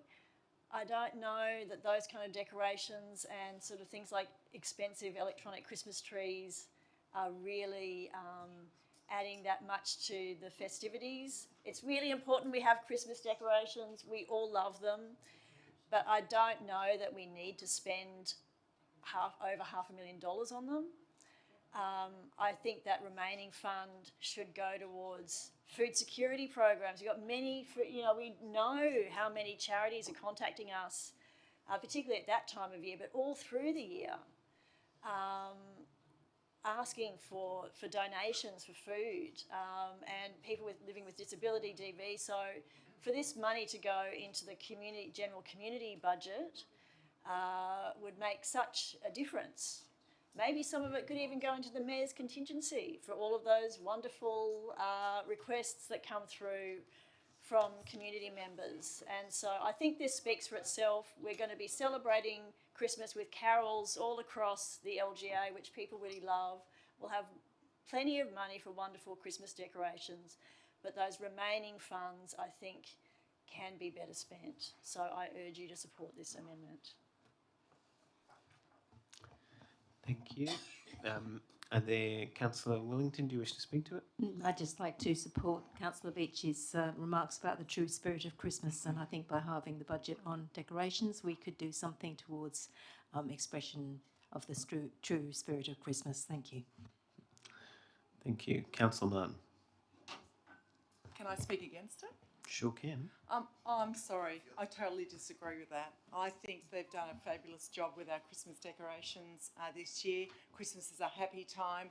The whole community talked about how well the council did and all the extras that they did this year. I must admit, I do have a suggestion for the Christmas tree for next year, a Coogee, but I'm sorry I cannot support that amendment. Thank you. Thank you. Are there any further speakers? Councillor Luxford. This is a tricky one. I did like the tree, the electronic, the tree. I thought that was wonderful. The rest of the decorations I thought were woeful. The garbage bins, no. I mean, that's all we had in Kensington, wrapped garbage bins. I know I bang on about it every time, but the quote I've been throwing around lately is we are the arse end of the earth now. Down there in Kensington, we look disgusting, and wrapped garbage bins really didn't make Kensington look pretty. We can't have anything hanging because of that damn tram and its wires and things that go across. Quite frankly, I would love to hang something on an electric pole and fry it and get rid of it altogether, but I can't do that. So, yeah, I'm perplexed about this, and I might be inclined to support Councillor Veach on this. Thank you. Councillor De Souza. Councillor De Souza. Mr. Mayor, one of my favourite authors is Charles Dickens, and I often think of the book he wrote, Christmas Carol. And in that book, there was an Ebenezer Scrooge who hated Christmas. He hated Christmas, and he didn't want the people of the day to enjoy Christmas because he hated it. Now, in saying that, Dickens himself depicted a person who hated Christmas, but in fact he wrote A Christmas Carol to express his love for the holiday season and to promote the spirit of goodwill and compassion it embodies. That's what I wanted to point out. Christmas and the Christmas season brings people together. It brings families together. We talk about a sense of community in Randwick. What better to build that sense of community, to buttress that sense of community, than to have decorations and other Christmas memorabilia. Now, it's easy to criticise. It's easy to say, oh, the bins were unnecessary and this and that and other things. But, you know, ideas are hard to come by because Christmas comes every year. And, you know, it's so hard to think of newer and better ways to express ourselves. And to that, I take off my hat to the community leaders and the community engagement officers who tried something different. I only had positive response. But as I say, it's something that happens every year, and it's harder and harder to change and improve things. But Christmas is an important season. It's important because for some people it's a religious season, but for others it's a holiday season. But what does it do? What message does it send out to our community? It's a message of goodwill, and to say that this is the time when families and people can get together and we as a community can celebrate. Thank you, Mr. Mayor. Thank you. Are there any further speakers? There being no further speakers on the amendment, as moved Veach Wellington, I'll now put it. I take it that there's a request from a division from Councillor Martin and Councillor Gordon. Is there? I believe there was. No? Yep. There's been a request for a division from Councillors Said and Gordon. All those in favour of the amendment, raise your hand. Point of order, Mr. Mayor. No one in this chamber put their hand up and requested a division. In fact, you nominated Councillor Martin, and she sat there shaking her head because she did not have her hand up. Then you changed the nomination. Nobody put their hand up for a division. You just can't make that decision sitting up there. Oh, okay. Yep. Thank you. There's been a request from a division. Thank you. All those in favour of the amendment, please raise your hand. We have Councillors Wellington, Magna, Veach, Luxford, Asgari, Wilson, Said. All those against, we have Councillor Hamilton, Hay, Gordon, Rosenfeld, Martin, Burst, D'Souza, and the Mayor. I declare the amendment lost. Thank you. We now move to okay, so that one's lost. Summer Sounds, Councillor. Sorry, can I just interrupt? Thank you, councillors. Councillor Veach. Councillor Veach, your next amendment, Summer Sounds. Yeah, look, I think we had a bit of a discussion. The councillors discussed the Summer Sounds program. I think we all want to support music in our LGA, but I think we could perhaps broaden this out to just change this to annual music program. We used to have the Twilight concerts. You know, I just think we could perhaps review that Summer Sounds program, because often there's different performers playing in sort of odd parts of the LGA at a time when many people are on holidays.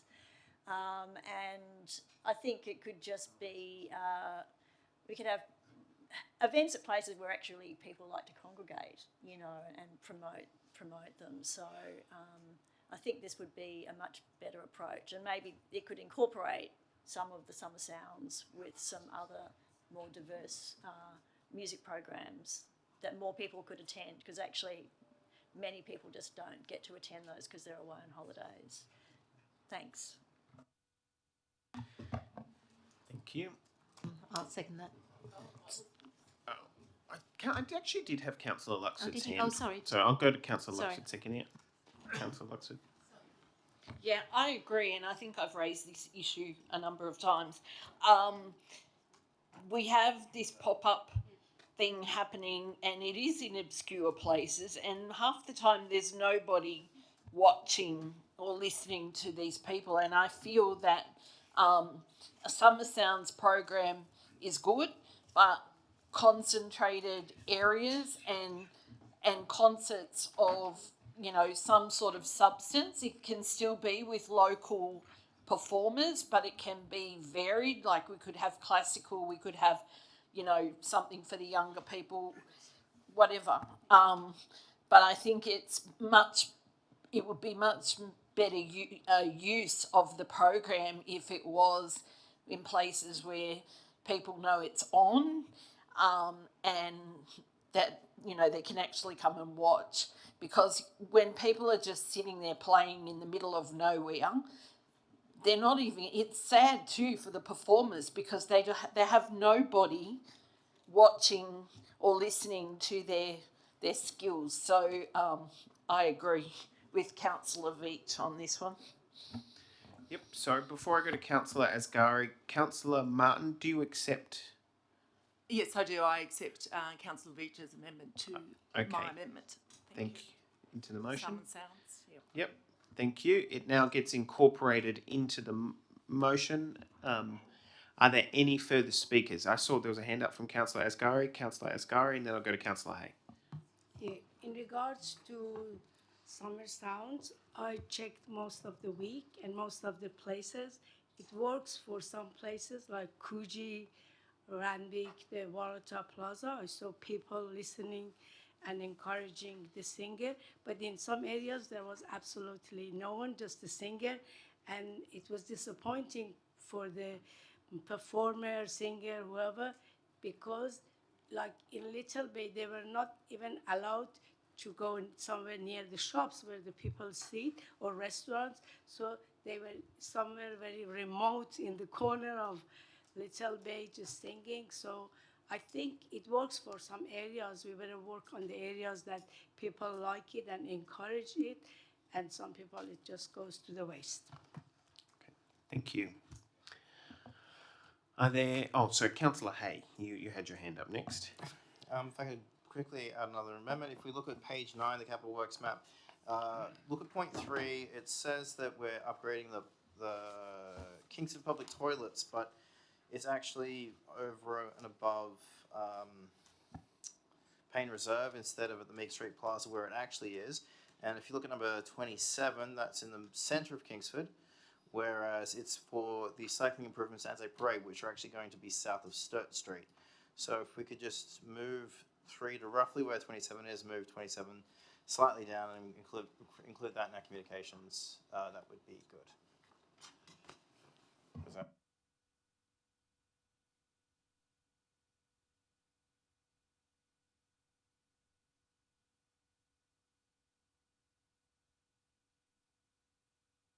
All right, thank you. Do I have a seconder? Seconded by Councillor Luxford. Okay, Councillor Luxford, do you wish to speak to it? No. Are there any further speakers on the amendment? Oh, actually, can I just confirm, Councillor Martin, do you accept the amendment from Councillor Hay, Luxford? Yes, I do. Okay, thank you. It gets incorporated. Are there any further speakers on the debate? Councillor said. We've clarified that I withdraw my foreshadowing, but I do ask the mover if they please put the word planning in the budget next to Coogee Stormwater Division Program, and it falls into, as per the memorandum, it falls into projects and it falls into planning. Yep. Through that, can I just the word confirm, Councillor Martin, that you just accept the clarification of the word planning being included in there?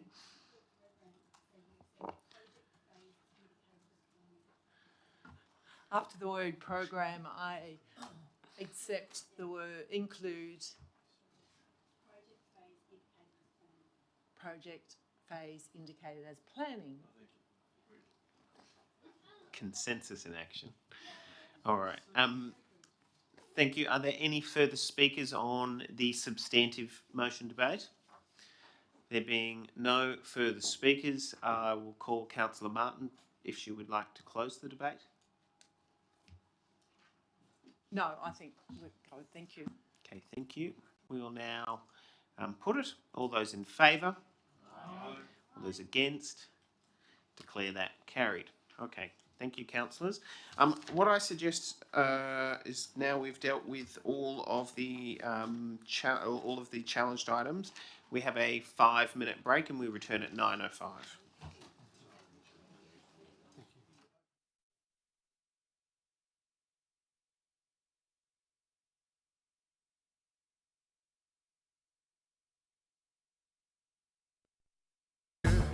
Give you everything you need.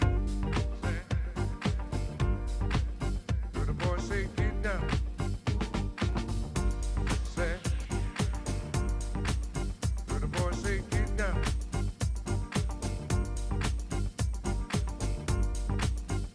Go out. Go out. Kneel down on my knees, pray. Then he said, give your soul to me now, and I will give you everything you need.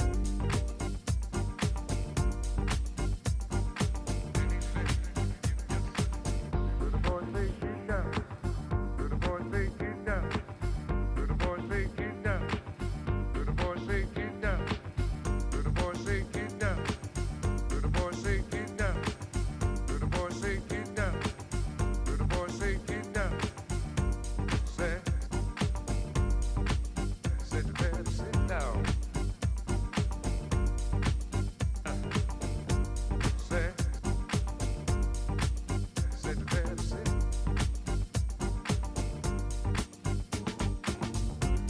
Kneel down on my knees, pray. Then he said, give your soul to me now, and I will give you everything you need. Said you better sit. Said you better sit down, my son, and listen carefully. Wait. Said you better sit down, my son, and listen carefully. Wait.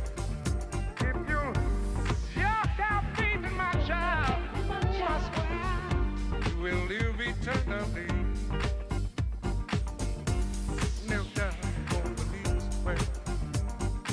Then he said, give your soul to me now, and I will give you everything you need.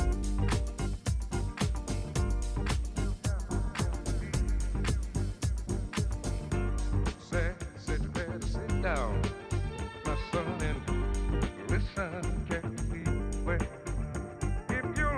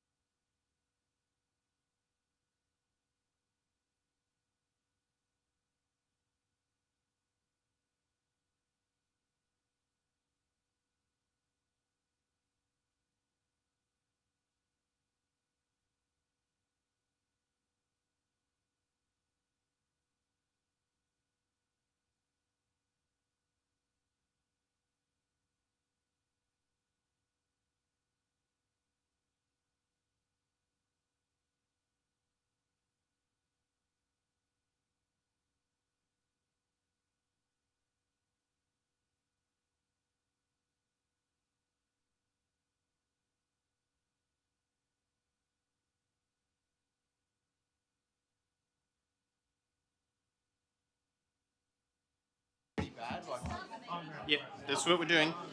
Thank you, councillors.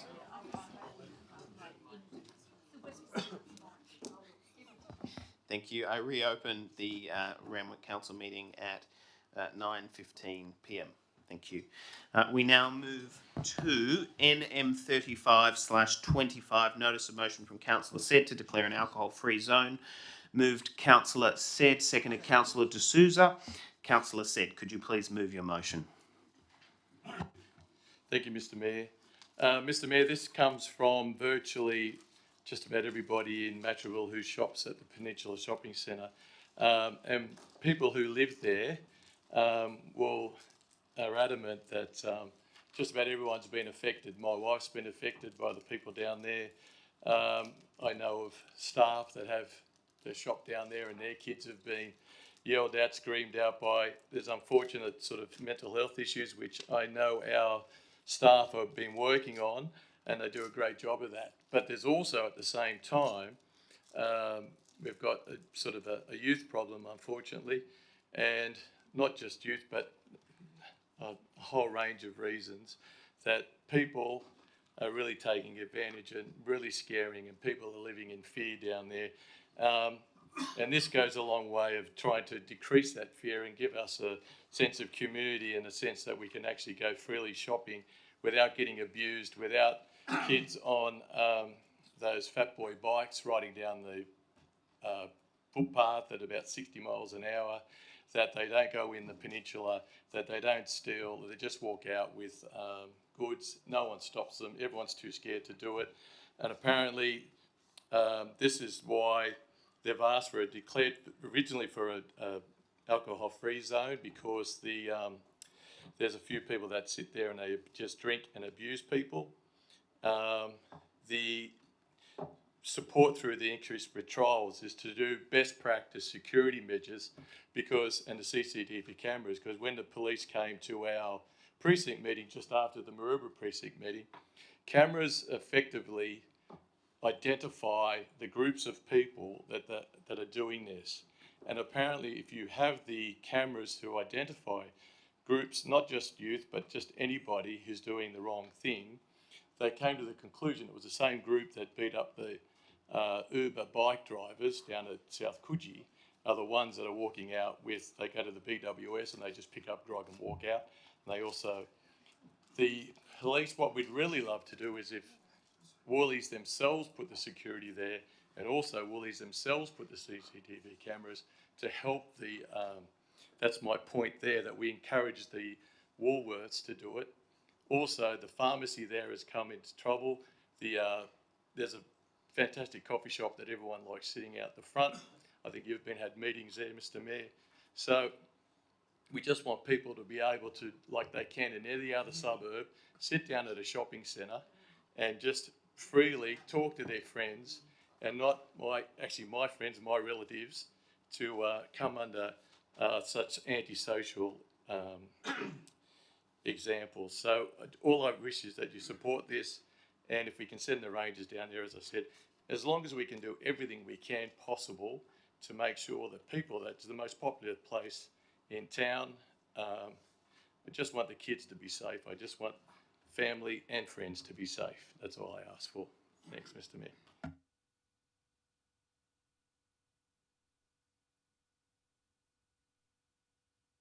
Councillor D'Souza, I take it that you have an amendment, a proposed amendment, is that correct? I do have an amendment, Councillor.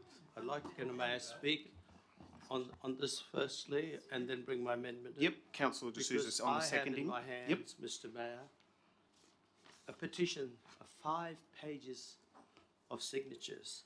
And let me read what this cry for help from this community who is suffering in the South Ward, and in particular in Matraville, they say, and it's to all of us, the mayor and councillors, we the undersigned residents, shoppers, business owners of Matraville and the surrounding areas urgently request that the council declare the public area surrounding Peninsula Village Shopping Centre Matraville an official alcohol-free zone under Section 644 of the Local Government Act 1993. This request is in response to an ongoing and escalating issue involving a small group of individuals who are frequently intoxicated, congregating near the entrance of the shopping centre. Their behaviour includes public intoxication, verbal abuse towards passers-by, harassment, and in some cases, indecent exposure. Most recently, an incident occurred where an intoxicated woman exposed herself in front of children and spat on a mother who had been verbally harassed. Point of order. Can we not go through such grotesque detail? I find it completely unnecessary.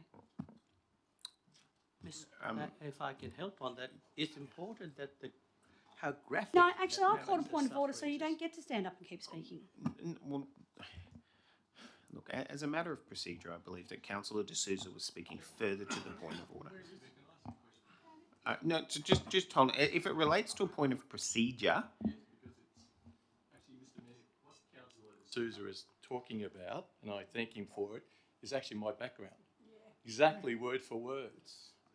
So I don't know what the amendment is because it's the background of no, my... so he's seconding the motion. He's seconding it at the moment. But he said I've got amendment. I'm waiting for the amendment. No, and so far all we've heard is the it background. hasn't yet been moved. Okay, thank you. Councillor... I just put that in the minutes, that's the background of my amendment. Thank you. In relation to the point of order from Councillor Hamilton,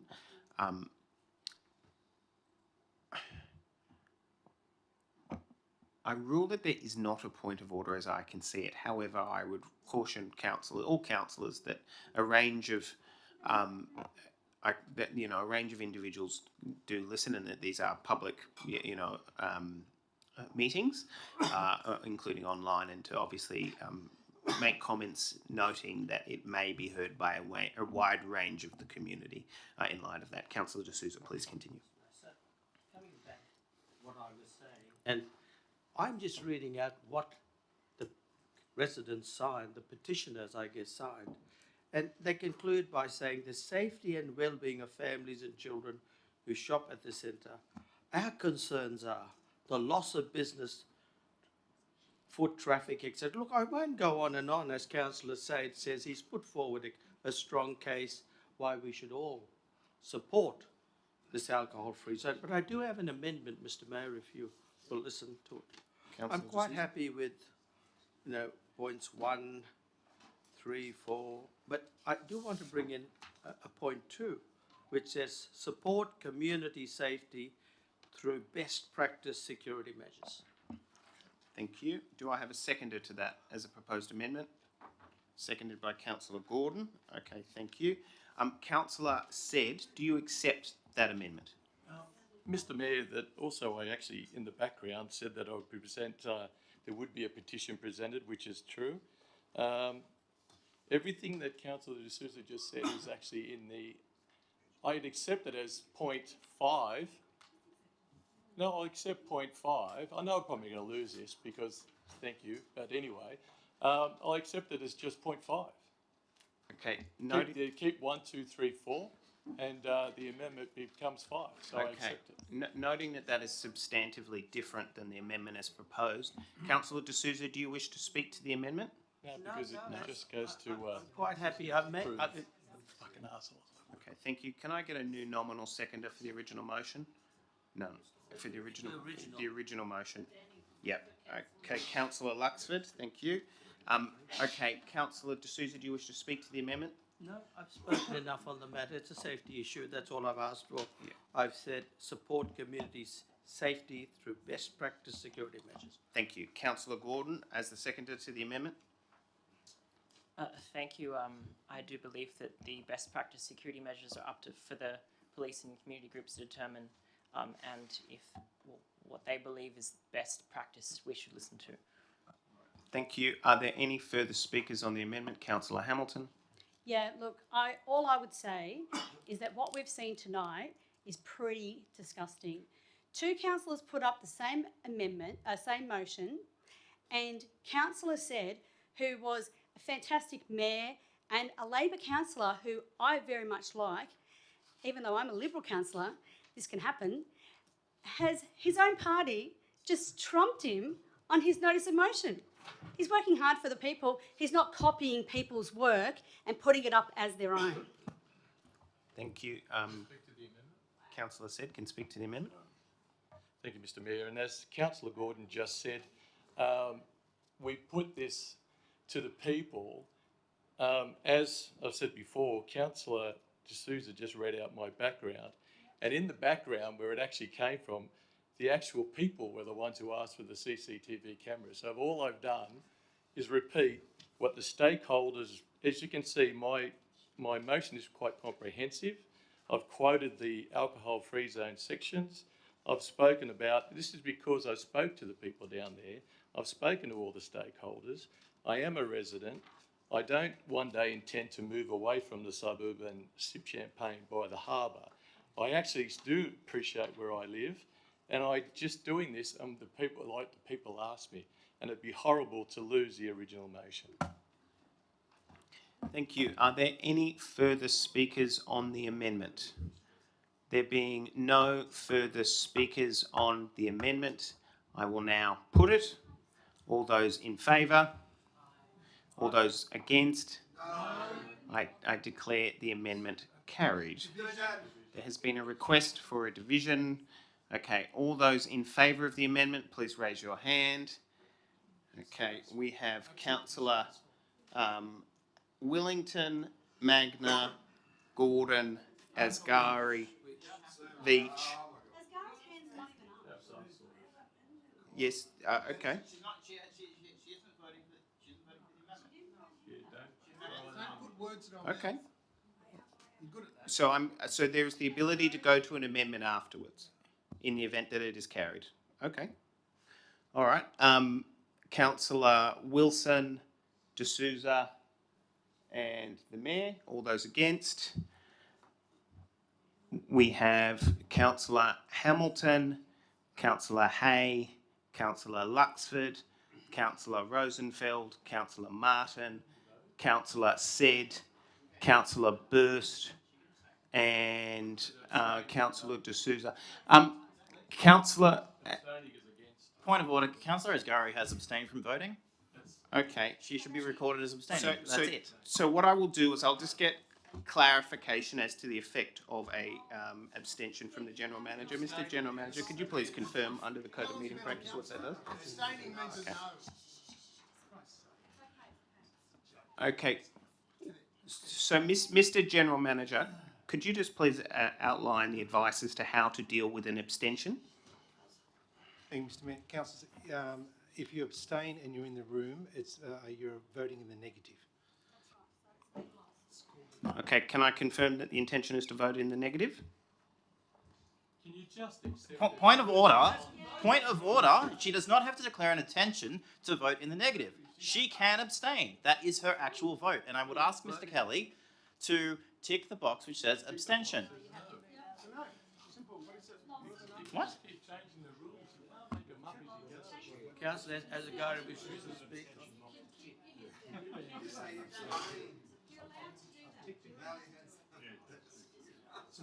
Let's vote again. Point of order, the Thank man you. needs to make a decision. He needs to record the... Point of order, Okay. there's Councillor Wilson is actually now talking to Councillor Asghari, trying to change her mind in the middle of Sorry, everything. thank you, councillors. Sorry, could I just get some clarity? Otherwise, I will recommit the vote. All good? While I support all the Councillor Souza and Danny said, I have my own amendment to this motion. Yes. I didn't get a chance to... So there is the ability to move that amendment after this vote. Okay, what I will do is I will take it that the amendment is lost, and we will then move to the substantive debate. Okay. Okay, Councillor Asghari. So the amendment is lost. Councillor Asghari, could you please move your amendment, please? So, as a frequent visitor to that Metroville and to that area, I support everything here, but my amendment is the first one as a free zone, free alcohol zone. I thought it's a bit difficult, it's not possible. The second one, CCTV, I thought there is already a CCTV camera, as all the shops or stores have. So the third one also is more, it's not feasible actually. So I said delete 1 and 3 and keep 2 and 4. Thank you. Okay, thank you. Councillor said, do you accept the amendment?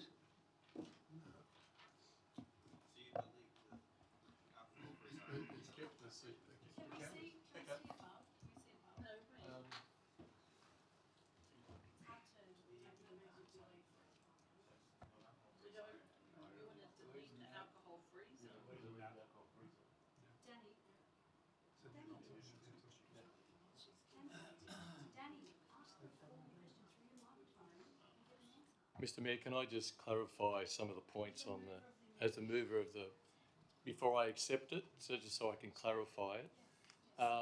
So, Councillor Ascari, you're saying to remove the alcohol-free zone because you think it's too hard to do? So if I ask the General Manager if it is possible?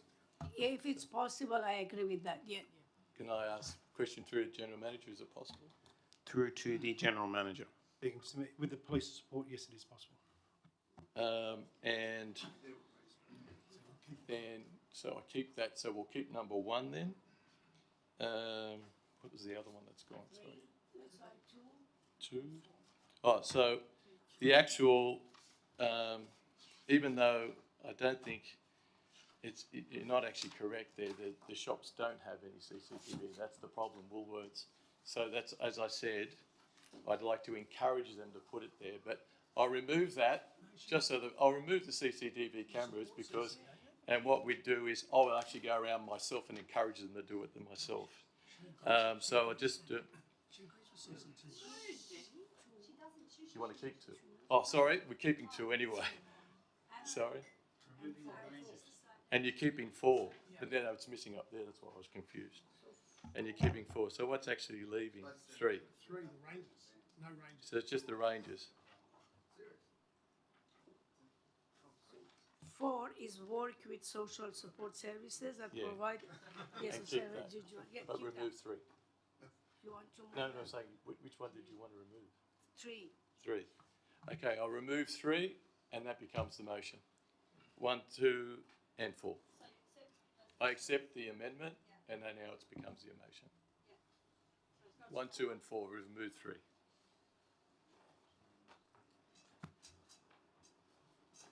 So just so I can confirm, Councillor, go up one more. Just so I can confirm, Councillor said has accepted, is maintaining 1, 2, and 4. So he's deleting 3. As per the amendment. Okay, and so it gets incorporated, so you can no longer move it because he's accepted it into that. We move into the remainder of the substantive debate. Are there any further speakers? There being no further speakers. So are we now voting on? No, we're It's the original motion, is because the text was incorporated in. Yeah.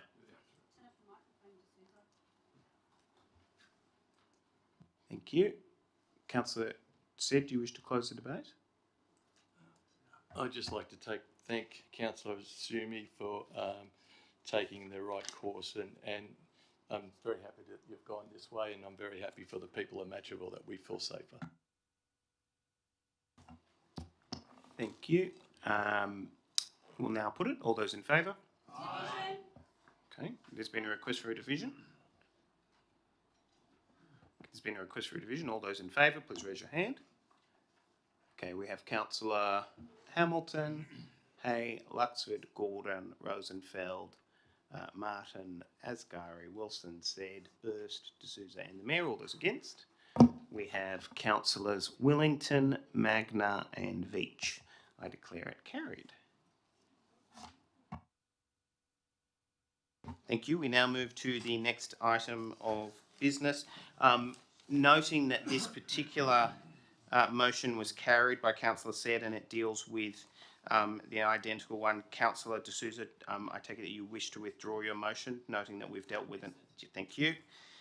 We now move to NM 37/25, notice of motion from Councillor Rosenfeld addressing traffic issues at the exits of Anzac Parade medium car strip and near the southern corner of Anzac Parade and Maroubra Road. Councillor Rosenfeld. Okay, it was pointed out to me that we should actually change medium to median. So if that can be changed on the subject and the background and the actual motion itself, please. So basically why this is brought up is a few residents have pointed out to me that the median strip car park at Anzac Parade, it's basically on the corner of Anzac Parade and Maroubra Road on the southern side, where McDonald's is on one side and Matt Thistlethwaite's office on the other. But basically cars are exiting where they shouldn't be. They should be exiting on the other end at Hague Avenue, but they're exiting here. Even though it clearly said, and you look at the diagram I got, it clearly says one way, and it doesn't show in here, but it actually says no exit. So I don't know why motorists are doing this, maybe because trying to avoid traffic and what have you, but I really feel that it's going to lead to some serious danger and possible some collisions, because if motorists are exiting at this end, they're going to go straight into cars that are entering, and also motorists aren't looking out for them. So all I'm asking for is Traffic Committee to have a look at it, and also to consider installing cameras in this area as one of the measures. So at one of the upcoming, or hopefully a soon upcoming Traffic Committee meeting, if they can have a look at it and try and get a bit of safety at Maroubra Junction in this particular area. Thank you. The median. Councillor Burst is the seconder. Yes, I'm very familiar with that area because every time I used to go and get Macca's for my kids when they were young, we used to cut through there to come back down to go and come home. But back then there wasn't just a one-way traffic. You could actually cut from Anzac Parade on the western side. You could drive through and exit on the eastern side, and vice versa. So it's now a one-way from a northerly direction and a southerly direction. It's a one-way going in, and you must follow it south all the way down to the bottom near the fish and chip shop. And so I think it's a great idea. We've got to keep it safe.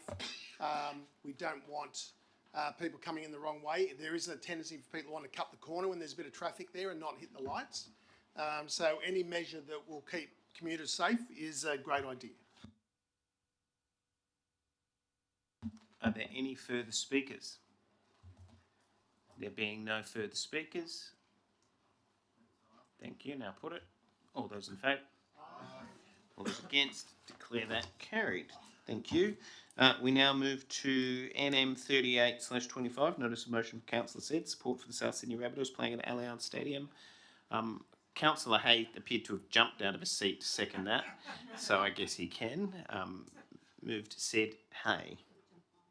Mr. Mayor, virtually this motion speaks for itself, but the actual intention is not just for the sake of bringing South to back to the area, back to Allianz, which is actually a very great idea. But the actual intention is what I intended when I presented this, is that the actual economic effect that it will have on the LGA. Now, we've got the Heffron Centre at Heffron Park at Matraville.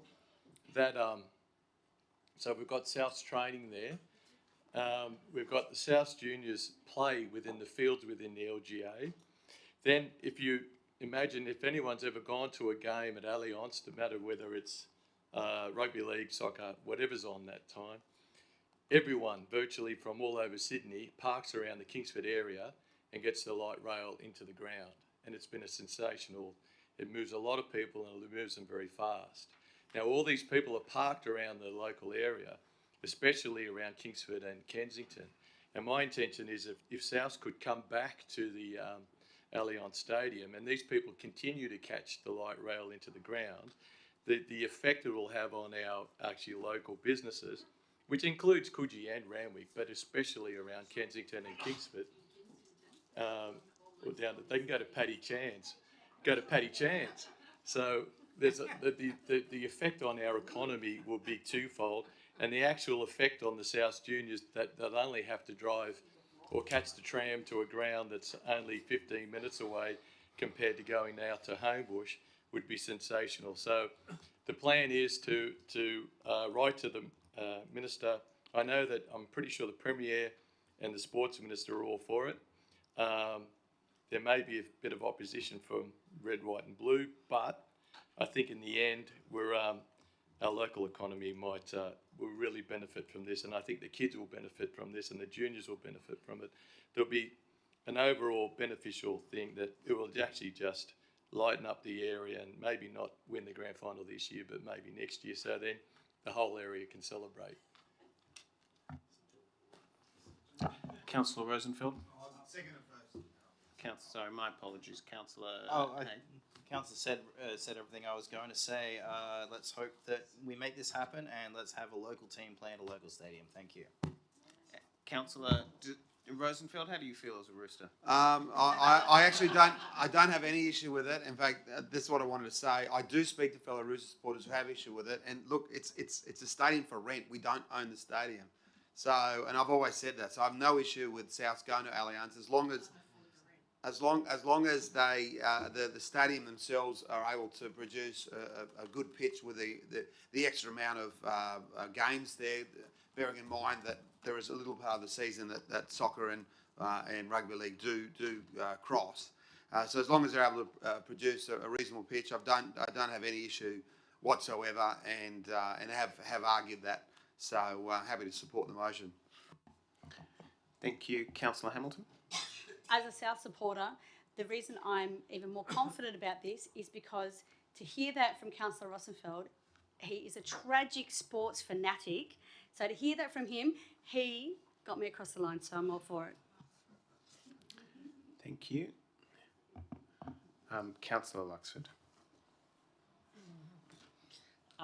Declare I'm a Roosters support. Well, Cowboys and Roosters, not a South supporter. But my thoughts are that, you know, they may have wanted to, why aren't they going back to Redfern, their home roots, and trying to seek to have that reignited, like the Tigers going back to Balmain. Okay, thank you. Councillor Burst. I've only got one quick question. It is presently the Roosters' home ground, so when they're playing at that ground against each other, who will be the home team? Thank you. Is that a question or? Okay, a question to the mover of the motion, Councillor Said. Whoever the designated home team is that on the draw. Thank you. Are there any further speakers? There are no further speakers. I'll now put it. All those in favour? All those against? Declare that carried.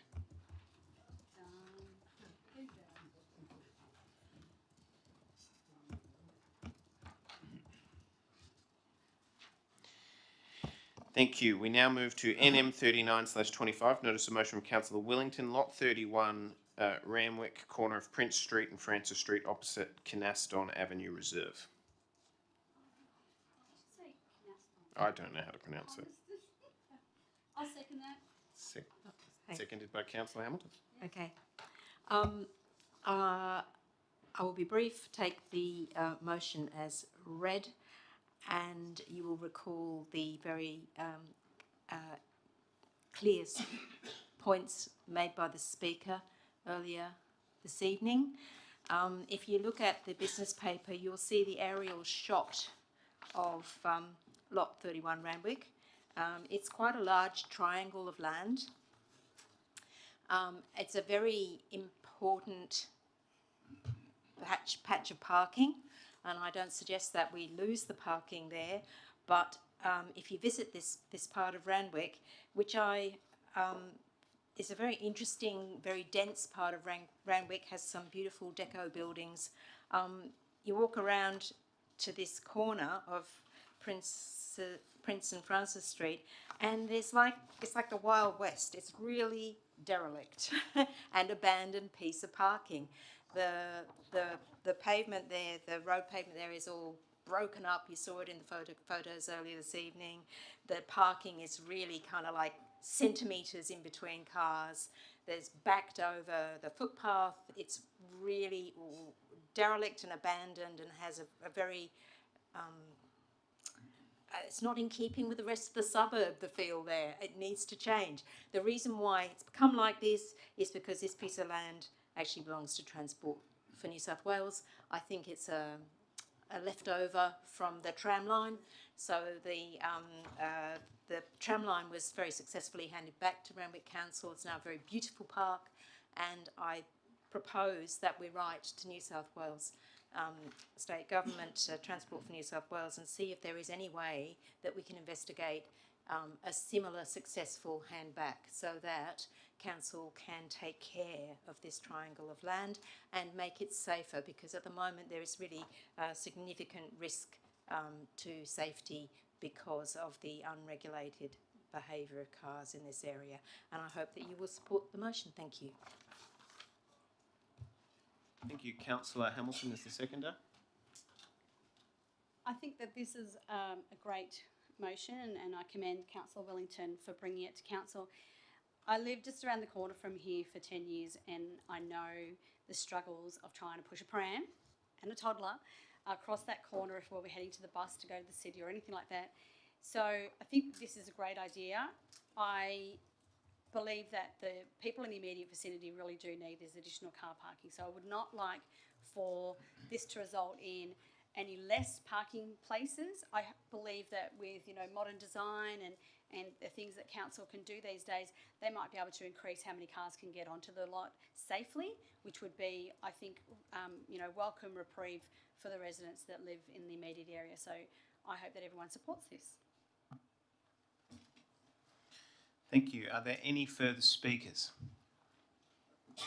There being no further speakers, I now put it. All those in favour? Aye. All those against? Declare that carried. Thank you. We now move to NM 40/25, installation of water fountains at the middle of Maroubra and South Maroubra Beach. Moved Councillor Sett, seconded by Councillor Rosenfeld.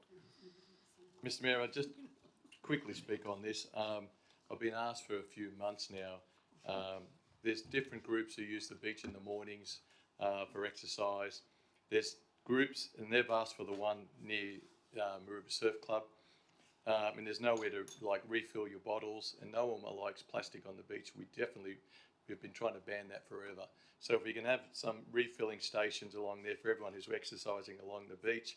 And also at South Maroubra, it actually didn't come from the club, it actually came from people who walk along the Malabar Headland Walk, and they said exactly the same. It's nowhere to refill their bottles when they're walking from Malabar down, probably on the promenade, all the way down to Coogee. So simply, this is just asking for the standard water bottle refilling stations we've been putting up. Also, you can act as a bubbler and also have the little dog bowl underneath it, but there's no dogs on the beach, but as long as they're on a leash. So, Mr Mayor, that's, I hope everyone votes for it. Thank you. Councillor Rosenfeld is the seconder. Yeah, happy to support. There had been mentioned that we don't have enough water stations at Maroubra Beach. I would ask that, given that there is one water station just on the southern side of the playground, children's playground, that the one near Maroubra Surf Club perhaps go on the northern side, so at least it's a little distance from that one. That particular one, it has a dog drinking as well as a human drinking one as well. So I would suggest that. I won't do any amendments to that, but just to state that, but happy to support and thank Councillor Sett for reaching out and help and having some motions on Central Ward. So thank you. Okay, thank you. Are there any further speakers? There being no further speakers, now put it. All those in favour? Aye. All those against? Declare that carried. Thank you. We now move to NM 41/25, notice of motion from Councillor Martin, investigate festoon lighting along Coogee Restaurant Strip. Seconded by Councillor Hamilton. Thank you. First of all, I'd like to thank Mr. David Martin for his presentation tonight and for the letter of support he read from Morris Lombardo from La Spaggia. Both are long-term small business owners in Coogee. In Randwick Council's nighttime economy study in 2019, 79% of people visited Coogee between 6 and 9 p.m. 56% of people visited Coogee between 9 and midnight. I'm sure those figures would still be applicable, if not greater. For those figures in mind, it's clear that many of our community members and visitors could truly delight in the lively atmosphere of the Coogee restaurant strip, beautifully surrounded by a sea of lights. Lights that will create an inviting atmosphere and a touch of festivity, lights that will enhance a safe atmosphere, lights that can create a more vibrant nighttime economy, which creates more opportunities for people to spend more time in public spaces, lighting that will, particularly during the winter months, help support patronage of our local businesses. Festoon lighting has previously been erected in Coogee. My motion is asking to investigate what's best environmentally, including solar and directional shade lighting options that may lessen the impact on residents. I've spoken to 10 nighttime operating businesses and the president of the Coogee Business Chamber, and all are very excited about this motion. This is a trial with a view to permanency after community consultation. I think a permanent installation would also assist council with our Coogee lights activation that we spoke about earlier. Hoping you'll support this trial. Thank you. Thank you. Councillor Hamilton is the seconder. Thank you. Yes, I hope that everyone's able to support this. When we push something into a trial, we do ensure that we take on community feedback. And so by pushing this into a trial before making it potentially permanent, I think that's a sensible way of us approaching this again. Last term, we did have festoon lighting up Coogee Bay Road, and I argued for them to stay. Unfortunately, the majority of councillors voted to remove them.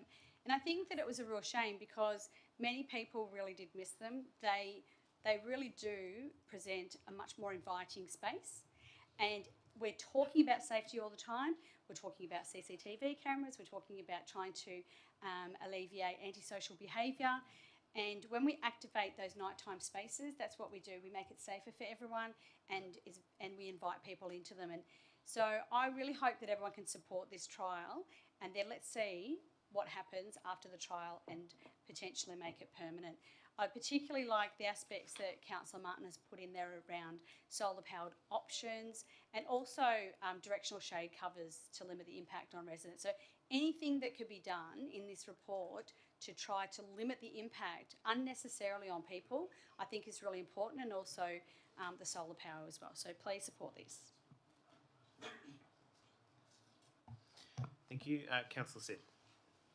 Thank you, Mr. Mayor. I support this motion, and actually I think it's very important that we understand with the nighttime economy and also the economy in our LGA overall is that, especially down at Coogee, because we are a coastal LGA, that once it hits winter, a lot of these restaurants start to suffer. And the actual ambience of these lights will actually attract people that feel better in winter, and they'll look fantastic because once it hits about 5:30, it'll get dark. So I really think this is a great idea for winter. Gets people down there, they sit on the path, the light just acts to it. If we've decided to put the music all year round, it'd be fantastic to have someone at one end on a guitar or whatever, just singing, and the lights are there, people are eating outside. I think it's just a real winner. Thank you. Councillor Veach. I also support the motion. I've actually got a bit of a last-minute amendment, which I hope you might consider accepting, which was to add Meek Street Plaza to the trial. It would be really nice to get some festoon lighting at the Meek Street Plaza. If we could just pop that in there. It's something I've been thinking about for ages, and not put up a motion. I'm happy to accept that. Thank you. Thank you. Are there any further speakers? Councillor Burst. I'd like to commend Councillor Martin on this motion. You know, if you look at our community and cultural budget, the nighttime economy is one of the key pillars of that. It's supported by all of council. Even our mayor is a big fan of the nighttime economy. So I think it's important to have a place that's safe and vibrant. And I think what hit home was when the speaker spoke tonight, he said that previously when they had the lights, when they were removed, the place lost something. The vibe was gone. So, so by having these festoon lights come back, we can bring the vibe back to Coogee and make it bright and vibrant. And people will want to go down there and want to eat out there because it'll feel like you're in somewhere in Europe. You know, you could be in Positano or Sorrento. So, like, it means you're in a great place. So, I certainly support this motion. Thank you. Thank you. Are there any further speakers? There being no further speakers, Councillor Martin, is there anything in that you would like to reply to? Okay. All right. Thank you. I now put it. All those in favour? All those against? Declare that carried. Thank you. We now move to NM 42/25, notice of motion from Councillor Asghari, Government Review into Childcare. Councillor Asghari. Thank you, Mr. Mayor, and I take the motion as read. I just want to add some information. I did a little research, and it says that childcare in Randwick local government area generally meets the national quality standards, and an average cost is $162 per day. And there are 38 childcare services located in Randwick, and these services include various types of care, such as early education, childcare centers, family daycare, preschool, out-of-hours school care, before and after school care, occasional, flexible care, and vacation care. So in addition to the report that was investigated and reported by Four Corners, there are other concerns that parents are facing. I interviewed a few parents, like I talked to a couple of parents, and there are other issues that they are facing, such as expenses, management, professionalism of the educators, and accessibility. Expenses, as I mentioned, is about $160 to $170, but depending on the center, some of them charge up to $24 to $40 a day. And the government subsidized for the people I interviewed were only 10%, so they end up paying $150 per day out of pocket. And in terms of educators, this is a job that requires minimum, needs minimum requirements, and the educators are as young as 17 years old, and they basically part-timers and students. It also depends on the childcare, but the ratio of the educators and childcare is another issue, and the other issue is management or managers.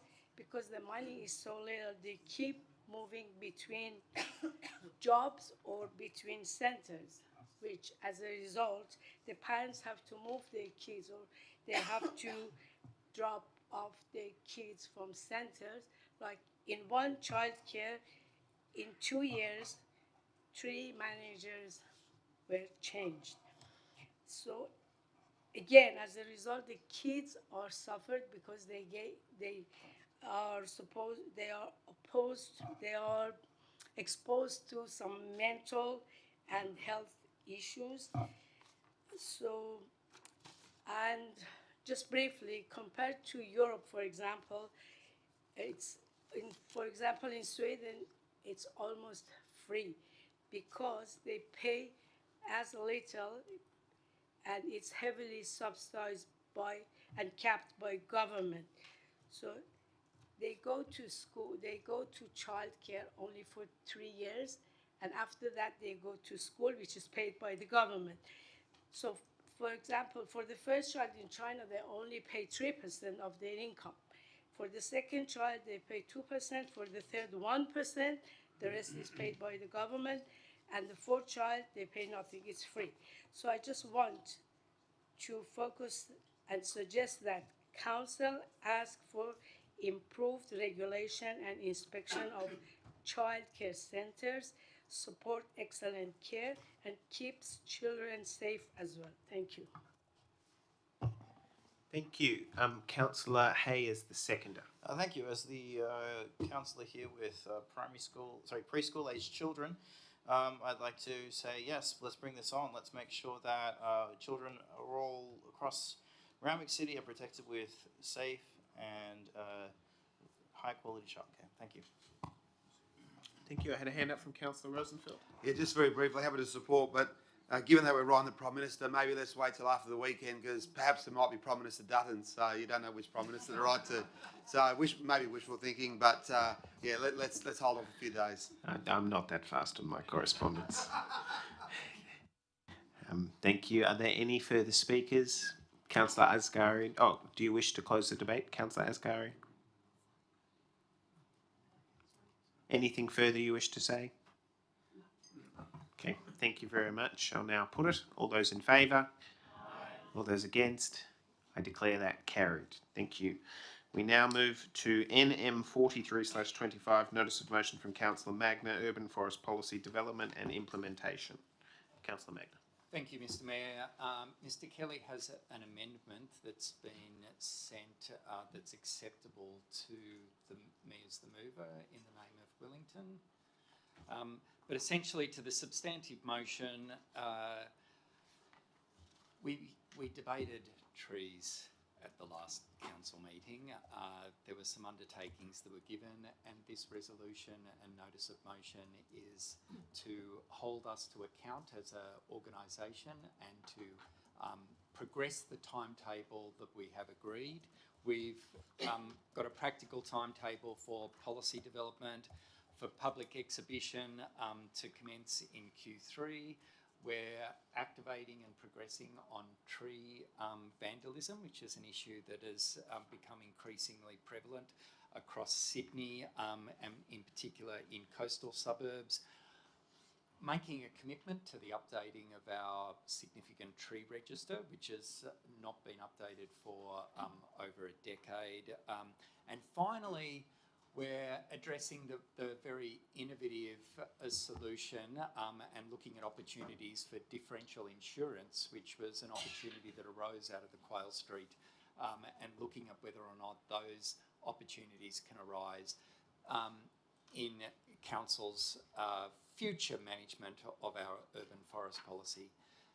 The amendment from my colleague, Councillor Wellington, also recognises what we all instinctively know, which is that trees are an asset. They're a community asset. They improve our public amenity, they improve our environment, they improve to those who might not be necessarily motivated by environmental values, they even improve your property values. But if they can be valued on our community asset register, they can be recognised by the council officers and treated differently and valued more as all progressive cities around the world. Singapore, London, Melbourne, European cities are already recognising the value that their urban forest has for their public amenity and making it a more desirable city. We've taken good steps. This resolution holds us to account and progresses the good work that we've already done. I commend the motion. Seconded by Councillor Wellington. Councillor Wellington, do you wish to speak to it? No, I think there is an opportunity for Council to seize the time and be a leader in urban forest management, and adopting this this motion will really give us a platform to do some very innovative and important work for the protection of our natural environment and the health and well-being of our community. Thank you. Thank you. There's a hand up from Councillor Hamilton, is that correct? Okay, Councillor Hamilton.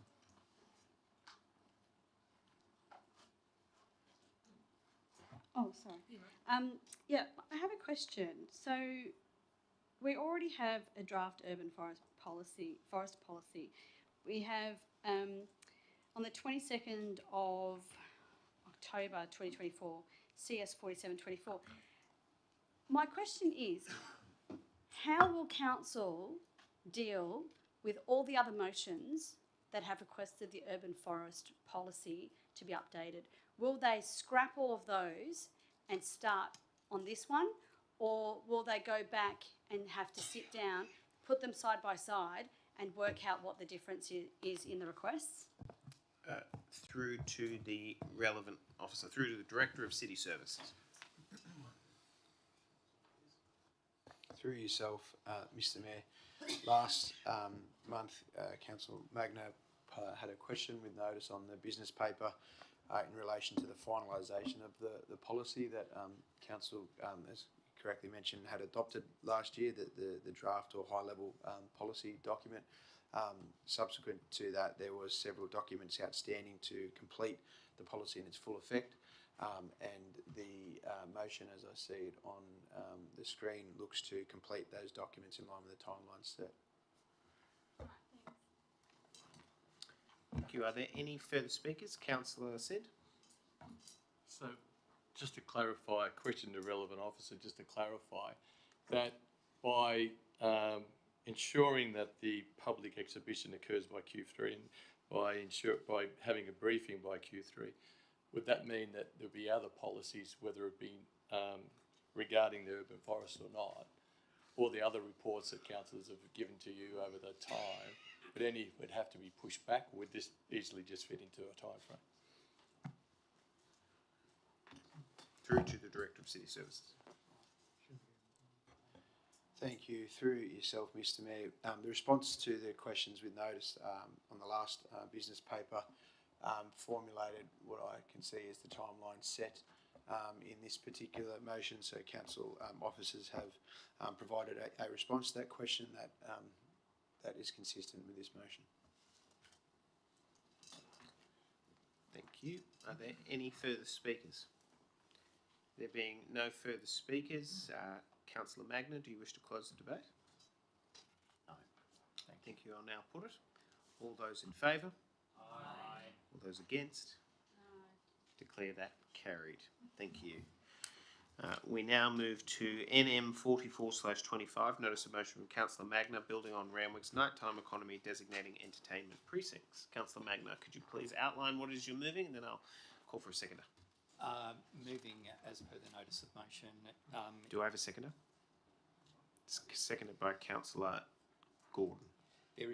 There is a small amendment that's been sent through to update paragraph 4 on advice that the Nighttime Economy Advisory Committee be reconstituted and that we revise the terms of reference for that committee. Very briefly, we've had some good discussion tonight, I think, about the nighttime economy, and there seems to be universal agreement that that's a real valued component of our community, and it's something that we want to get behind. There's been a lot of good work that has already happened by the council in this space. Now there are opportunities that the New South Wales government are offering for partnerships with council. We saw recently Burwood and the City of Sydney have had particular precincts that have been offered. One of the things that the New South Wales government is looking for is 24-hour workers, and we have a university and we have a hospital with 24-hour workers. Those workers come out of their shift and they're looking for somewhere to eat, they're looking for somewhere to unwind and to be with colleagues, and we've got the perfect set of environments at the spot on Coogee Bay Road, as we've spoken about earlier, and potentially around the Newington precinct and Belmore Road. So there's opportunities for activation of our nighttime economy. I've seen some of the draft work that the council has done previously, and it's nominated some of these precincts with a great deal of potential, but that work needs to be now progressed in light of the opportunities that are afforded to us, and in light of the fact that we've got a new council with a new composition and apparently a new enthusiasm and commitment to activate in the nighttime economy space. So I commend this motion to the council and look forward to the good work that lies ahead. Thank you. I do, sorry, Councillor Veach has pointed out, there is another minor amendment in paragraph 5. It refers to a timetable of 3 months, and taking on board some of the comments earlier about the workload of the council and just timeliness, let's amend that to 12 months if that's okay, rather than 3. Thank you. Thank you. Councillor Gordon is the seconder. Thank you. Just quickly, as I'm sure many of you are aware, the Mayor has been campaigning on the issue of the nighttime economy for some time and has been most supportive of nighttime economy, economic activity and the benefits it brings to our local government area. And I just think that giving us the opportunity to work within the state government's regulatory framework and make sure that we grow our local businesses whilst balancing that with residential amenity is a really important step, and I commend Councillor Magna for bringing this to our attention. Thank you. Councillor Sid. Thank you, Mr. Mayor. I'd just like to ask a question to the probably the Director of Planning. When we designate an area for nighttime economy, I know it actually says in here that where it has residential amenity, do we actually, when someone applies, do we actually just put up notices on that business in the newspapers? Do we actually alert the residents that a business has applied for probably a 24-hour licence or any extended trading hours or alcohol licences, etc.? Through to the Director of City Planning. Through you, Mr. Mayor, to Councillor Sid, I may have to take that one on notice because, yes, of course, they'd require a DA, but of course there's some state government requirements now that override, that allow the 24-hour economy to happen. So I'll have to come back to you on that one, I'm sorry. Thank you. Through. Can I just to clarify that? So if there's a business that is even to say the spot, because there's a lot of businesses of just residentials right next door and business residents on top. If someone says I want to go till 4 in the morning, that's overridden by the nighttime economy from the state government, is it? So the residents have no say. If it is in that defined precinct, my understanding is that it does, but I'll have to come back to you on that. Thank you. Are there any further speakers? Councillor Burst. The only question I've got is the reviving the Nighttime Economy Advisory Committee. When was it stopped through to the relevant officer?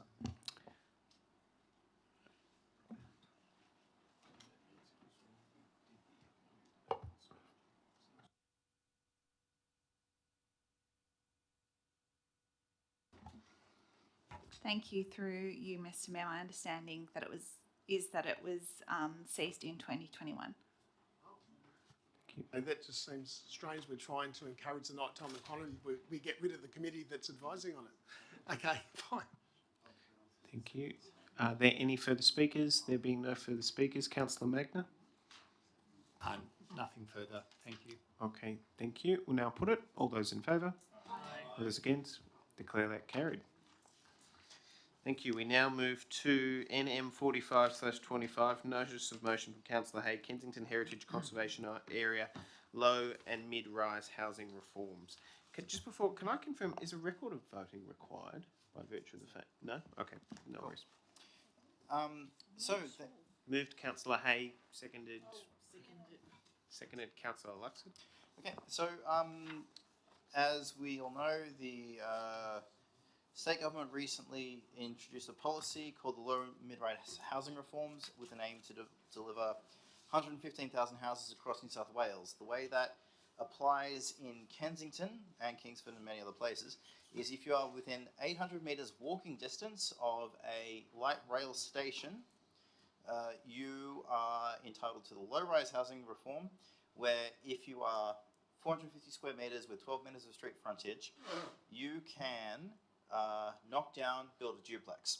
So if you sort of overlay the two images on top of each other, you'll see if you're in the eastern half of the Heritage Conservation Area, that means you are quite likely able to do a knockdown rebuild of your property and rebuild it as a duplex. Now, the one thing I absolutely hate seeing is when you walk down a street, you see beautiful heritage home, stunning architecture, and then bang, a big ugly grey box which doesn't match the streetscape, it doesn't match the character of the area. Now, unfortunately, whether or not you like duplexes, we aren't able to overrule the state government's ruling that you can now do duplexes. Oh, sorry, just very quickly, I've also I've sent through an amendment. This is an amended form just to clarify exactly what I wrote in the business paper with Councillor Leach's suggestion. Yes, so the last thing you want to see is an ugly grey box. So yes, you can have a duplex, but make sure we try to keep some sort of heritage feel, even if the buildings themselves are knocked down and rebuilt. Thank you. Thank you. Councillor Luxford is the seconder. Are there any further speakers? There being no further speakers, I'll now put it. All those in favour? And all those against? Declare that carried. Thank you. We now move to NM 46/25, notice of motion from Councillor Hay, a metro station for Kensington. Yes. Moves Councillor Hay, seconded by Councillor Magna. So as you can see, the Kensington has been hit hard by these housing reforms. So that's just the yellow map on NM45 is just the low rise. If you consider anything within 400 metres and that is zoned R3, you are now entitled to build 6 stories, which is basically both sides of Baronia Street, both sides of Doncaster Avenue within that Kensington Town Centre section. So you're going to have a dramatic increase in housing in Kensington. And if we consider the on page 172 of the business paper, there are several maps. This is an old one. There is planned to be a metro rail that goes through Kensington. So the original idea of the motion is we've just had a dramatic increase in housing. We are planning, so let's try to get a station in Kensington, as well as if, for example, you end up deciding that you want to have a metro station in a particular spot, do we need to buy and reserve that now and prevent that particular site from being built on? Because you don't want to be in a situation where we build a massive building on a site, and then 10 years later we have to knock it down to build a metro station. With that, that's the idea behind what was written in the business paper. I'll go to Councillor Magna now. Councillor Magna. I have a amendment that I've sent through to Mr. Kelly that I understand is acceptable to Councillor Hay. I confirm that it is. Sorry, I have an amendment just for the mic that is acceptable to, and I thank Councillor Hay for accepting that amendment. And I also congratulate Councillor Hay for bringing this to the council. There is a great opportunity for this council. These things take time. As Councillor Hay said, we need to have better connectivity, and Metro in Kensington is something that is worthy of our support. But I'm hopeful that we can collaborate with the Randwick Health and Education Precinct. We've got 30,000 students that visit there every day. We've got large businesses in this area. We've got a hospital and people visiting those areas. We're right on the CBD the footsteps of the CBD and future growth projections mean that transport accessibility is going to become even more challenging. Going by the rate of progress for these developments, we do need a bipartisan approach, and the Liberal state government deserves our thanks and our praise for their vision in progressing the metro that has been transformational for this city. There is an opportunity for this part of this great city to have metro come here, but it needs that bipartisanship that Andrew has been so gracious in offering today. We also can't do it alone. We can't do it just as a council. We need to partner with business. We need to partner with the local stakeholders. We probably need to partner with other local government areas. We also need to do the economic analysis. We need to do the population studies. We need to do detailed planning. And as Councillor Hay has already indicated, that work needs to start now, because we don't want to undo any of the things that we're doing or let them be impediments to this transformational work. I hope I'm still around when it happens. It will happen.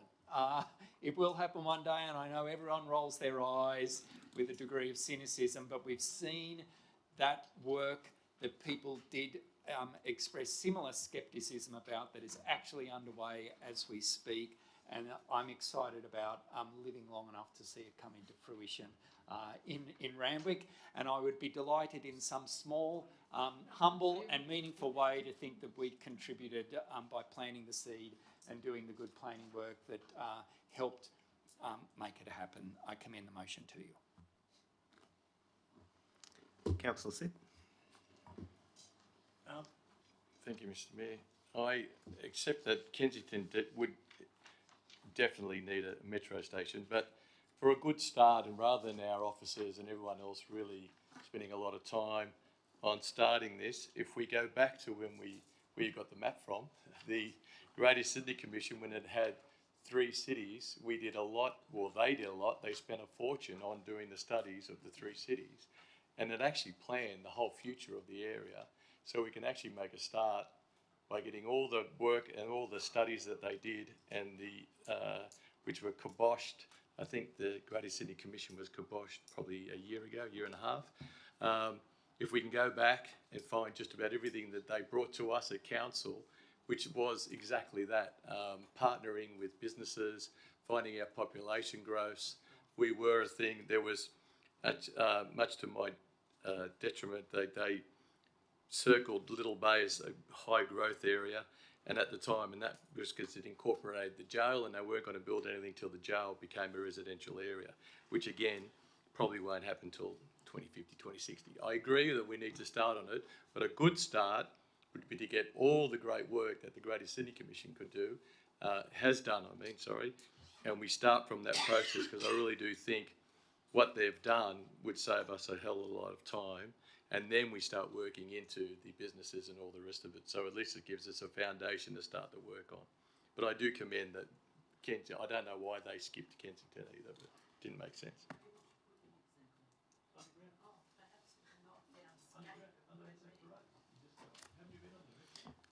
Thank you, councillors. Are there any further speakers? There being no further speakers, Councillor Hay, would you like to close the debate? Okay, we'll now put it. All those in favour? Aye. All those against? Aye. Declare that carried. Thank you. Are there any petitions? There being no petitions. We're now moving into closed session.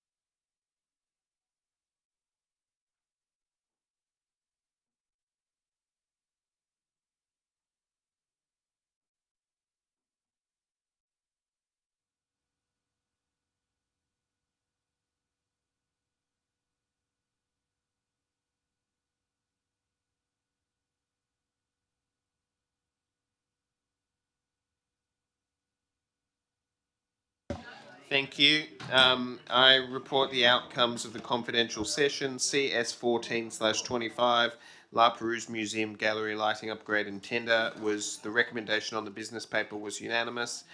CS 15/25, Rainbow Street pre-feasibility, the recommendation was slightly amended and will be reflected in the minutes, and was unanimous. The outcome for CS 16/25, 23 to 27 Adena Avenue, Phillip Bay, proposed expression of interest was amended and will be reflected in the minutes and was carried unanimously. At 10:51, 9 minutes early, I declare the April council meeting closed. Thank you, councillors.